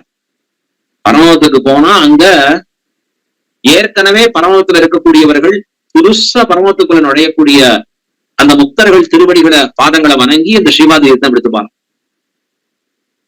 இவர் யோசித்தார், ஒருவேளை சுவாமி ராமானுஜர் முன்னாடியே பரமத்துக்கு போயிட்டு நாம பின்னாடி போறோம்னா லேட்டா, நாம உள்ள நுழையச்சே நம்மளே உட்கார வச்சுட்டு நம்முடைய பாதங்களை கழுவி நம்முடைய ஸ்ரீபாதத்தை ஐயோ சுவாமி ராமானுஜர் எடுத்து ஐயோ கூடவே கூட. ஆகால கிடுகிடுகிடுன்னு வேகமா பெரியவர்மாள்கிட்ட போனார். நமக்கு இப்பொழுதே மோட்சம் கொடும். இவர் உள்ள நுழைஞ்சாலே பெரியவர்மாள் கேட்டுவார், ஆழ்வான் ஒன்று சொல்வாய் போல் இருந்தாய். இந்த குரத்தாழ்வான் எதையோ பேசணும்னு நினைக்கிறீரே அப்படி இவர் கொஞ்சம் யோசிப்பார். அந்த பெரியவர்மாள் காத்துருவார், இவர் கொஞ்சம் பேசுமே, ஏதோ பேசுமே. அப்ப அவர் சொல்றார், எனக்கு மோட்சம் வேணும், கொஞ்சம் அதை தவிர கொஞ்ச நாள் கழிச்சு கேட்கலாமே. ஏன்னா குரத்தாழ்வான பெரியறதுக்கு பெரியவர்மானுக்கே மனசு இல்லை. அவரு திருமணம் இன்னும் கொஞ்ச நாள் இருக்கணும்னு ஆசைப்படுற. இல்ல எனக்கு இப்பொழுதே வேணும், கொடுத்தால் இப்ப கொடு. உடனே சொன்னார், ஆழ்வான் உமக்கும் உம்முடைய சம்பந்தமுடையாருக்கும் மோட்சம் தந்தோம். யாரெல்லாம் ஆழ்வானோட ஏதோ ஒரு சம்பந்தம் இருந்தா அவளுக்கும் மோட்சம். இந்த செய்தி எபெருமானாருக்கு தெரிஞ்சது. எபெருமானார் தான் கையில இருக்கக்கூடிய அந்த வஸ்திரத்தை வச்சு கூத்தாடினார். வந்தா அப்படி சுருட்டி கூத்தாடினார். சன்னியாசி வயசானவர். என்ன, எனக்கும் குரத்தாழ்வானுக்கு சம்பந்தம் இருக்கு, எனக்கும் குரத்தாழ்வானுக்கும் சம்பந்தம் இருக்கு. என்ன சம்பந்தம்? அவர் சிஷ்யன், நான் ஆச்சாரியன். அவர் ஆச்சாரியன் இல்ல, இவர் தான் ஆச்சாரியன், ஆனா சிஷ்யன் அவர். ஆகையாலே அந்த சிஷ்யனோட தனக்கு ஒரு சம்பந்தம். ஆச்சாரியரோட சம்பந்தம், அதனால எனக்கும் மோட்சம் கன்ஃபார்ம். ஏன் அப்படின்னா கீழே திருக்கோட்டியூர் நம்பி சொல்லியிருக்கிற ஒரு வார்த்தையை மீறினேன், யாருக்கும் உபதேசம் பண்ணாதன்னு நான் பண்ணிட்டேன். இப்ப குரு துரோகம் பண்ணேனே, எனக்கு என்ன ஏற்படுகிறது? குரு சொன்ன வார்த்தையை மீறினேன். அதுக்கப்புறம் அவரே மன்னிச்சுட்டார். இருந்தாலும் எம்பெருமானார் திருவுள்ளத்துல அது உறுத்தருது. இப்ப ஆழ்வான் சம்பந்தத்தாலே தனக்கும் மோட்சம். அருவாஞ்சோ யத் பதசரசியத்வந்தம் ஆஸ்ரித்ய பூர்வே மூர்த்னா யஸ்யான்வயம் உபகதாக தேசிகா முக்திமாபுகு ஸ்வயம் ராமானுஜ முனிரபி ஸ்வீய முக்திம் கரஸ்தாம் யத் சம்பந்தாத் அமரத கதம் வர்ணியதே கூரநாதா. எப்படி அந்த குரத்தாழ்வானின் பெருமைகளை வர்ணிப்பேன்? ராமானுஜ சம்பந்தத்தாலே முன்புள்ளாருக்கும் பின்புள்ளாருக்கும் மோட்சம். ஆனா ராமானுஜருக்கு ஆழ்வானாலே மோட்சம் என்றால் என்னன்னு சொல்ல முடியும் அந்த ஆழ்வானின் பெருமையை? மொழியை கடக்கும் பெரும் புகழான், மொழியை கடந்து இருக்கக்கூடிய பெரும் புகழாளர். அவர் பரமபிடிச்சார்னு உடனே, அவருக்கு மோட்சம் கொடுக்கிறான்னு உடனே பெருமானார் அழறார். ஒரு மகள் தன்னை உடையே உலகம் நிறைந்த புகழா திருமகள் போல வளர்த்தே செங்கன்மாள் தான் கொண்டு போனான். ஐயோ, ஒரே ஒரு மகளை பெற்றேன், ஒரு சிஷ்யனை பெற்றிருந்தேன். பெருமானாருக்கு ஒரு சிஷ்யரா? எத்தனை சிஷ்யர் இருக்க, ஆயிரக்கணக்கில். ஆனா இந்த ஒரு சிஷ்யரை போல இல்லையே எனக்கு. அத்விதீயராக இருக்கக்கூடியவர், ஒருத்தி மகனாய் பிறந்ததாகட்டும், ஒருத்தி மகனாய் ஒழுத்து வளர்றதாகட்டும். அந்த ஒருத்தின்னு சொன்னா அவளை போல இன்னொருத்தி இல்லையே. அது போல இந்த ஆழ்வான போல இன்னொருத்தி இல்லையே, இன்னொரு சிஷ்யர் இல்லையே நமக்கு. ஒரு மகள் தன்னை உடையேன், அதுவும் சாதாரணமா உலகம் நிறைந்த புகழா, உலகமே கொண்டாடும்படியான பெருமை மிக்கவர். சொல்லி சொல்லி விக்கு விக்கு அழறார். அரை மணி நேரம் அழறார் எம்பெருமானார். ஒரு ஒரு வார்த்தைகளுக்கு மத்தியத்திலேயும் அழறார். திருமகள் போல வளர்த்தேன், எப்படி எல்லாம் வளர்த்து வச்சேன் இந்த குரத்தாழ்வான. மத்தியான வேளையில கூட ஓடி போய் அவர் திருமாளிகை கதவை தட்டி போய் உபதேசம் பண்ணுவார் சுவாமி ராமானுஜன். ஆச்சாரியன் சிஷ்யன் தரத்துல ஓடி வந்து சொல்லுவார், அப்படி எல்லாம் வளர்த்து வச்சேனே. ஆனா என்னாச்சு கடைசியா? செங்கன்மால் தான் கொண்டு போனான், எம்பெருமான் தான் அழைச்சிட்டு போயிட்டானே அப்படின்னு வருத்தத்தோட நிக்கிறாராம். யார்? உடையவர் எம்பெருமானார். இருந்தாலும் நம்பெருமாள் கொடுத்தாச்சு வரம், சென்று சேரும் அப்படின்னு சொல்ல கூரத்து ஆண்டாள் இந்த சமயத்துல அவருடைய திருவடி வாரத்துல எழுந்தருளி இருக்கா. அப்ப கூரத்தாழ்வான் என்ன நினைக்கிறாய் உன் மனசுல அப்படின்னு கேட்கறச்சே ஆண்டாள் சொன்னா, தேவரீர் திருவுள்ளத்தை பின் செல்வதன்றி மற்றொன்று அறிய. என்ன தெரியும் எனக்கு? தேவரீர் திருவுள்ளத்தை பின் செல்வதுதானே என்னுடைய வேலை அப்படின்னு இருந்தாலும். அப்படிப்பட்ட ஒரு உன்னதமான ஒரு వ్యక్తి எம்பெருமானார் திருவடிகளே தஞ்சம் என்று வாழ்ந்திருந்து அப்படியெல்லாம் நம்மை வாழ்வித்து அந்த வழியிலே நம்மையும் நிலைநிற்கும்படியாக செய்திருக்கக்கூடிய மகானுபாவர் குரத்தாழ்வான் வந்து தோன்றிய நன்னாள் தையில் விளங்கிடும் அஸ்தம் என்னும் நல்ல நாளாக இருக்கக்கூடிய இந்நாள். இந்நாள் ஒரு பொருநாள். அந்நாளிலே நாமும் ஆழ்வானுடைய குண சேஷ்டிதங்களை, அவருடைய உயர்ந்திருக்கக்கூடிய நற்பண்புகளையும் நற்செயல்களையும், ஆச்சாரிய பக்திக்கு தகுதியாக அவர் செயல்படுத்தி இருக்கக்கூடிய விதங்களையும் மனதான நன்றாக அதை ஆராய்ந்து நன்றாக மனதிலே பதிய வைத்துக் கொண்டு நாமும் நம் வாழ்க்கையிலே அவ்வழியிலே நிலைநின்றோம்னு சொன்னா அதுதான் புறத்தாழ்வானுடைய திருநக்ஷத்திரத்தை நாம் எல்லாம் கொண்டாடுவதாக அமையது. ஆழ்வான் திருநக்ஷத்திர கொண்டாட்டம் என்பது பெரிய பெரிய விதமாக ரொம்ப ஆச்சரியமாக பற்பல பண்ணிட்டு இருக்கலாம். எத்தனையோ நடத்தலாம். அழகா போட்டிகள் இருக்கு, பிரசாதங்கள் இருக்கு, விநியோகங்கள் இருக்கு, எத்தனையோ இருக்கலாம். ஆனா அதெல்லாம் கொண்டாட வேண்டிய விஷயம் அவசியம். அதையும் கடந்து உயர்ந்ததுன்னா ஆழ்வான் திருவுள்ளத்திற்கு உகப்பானது.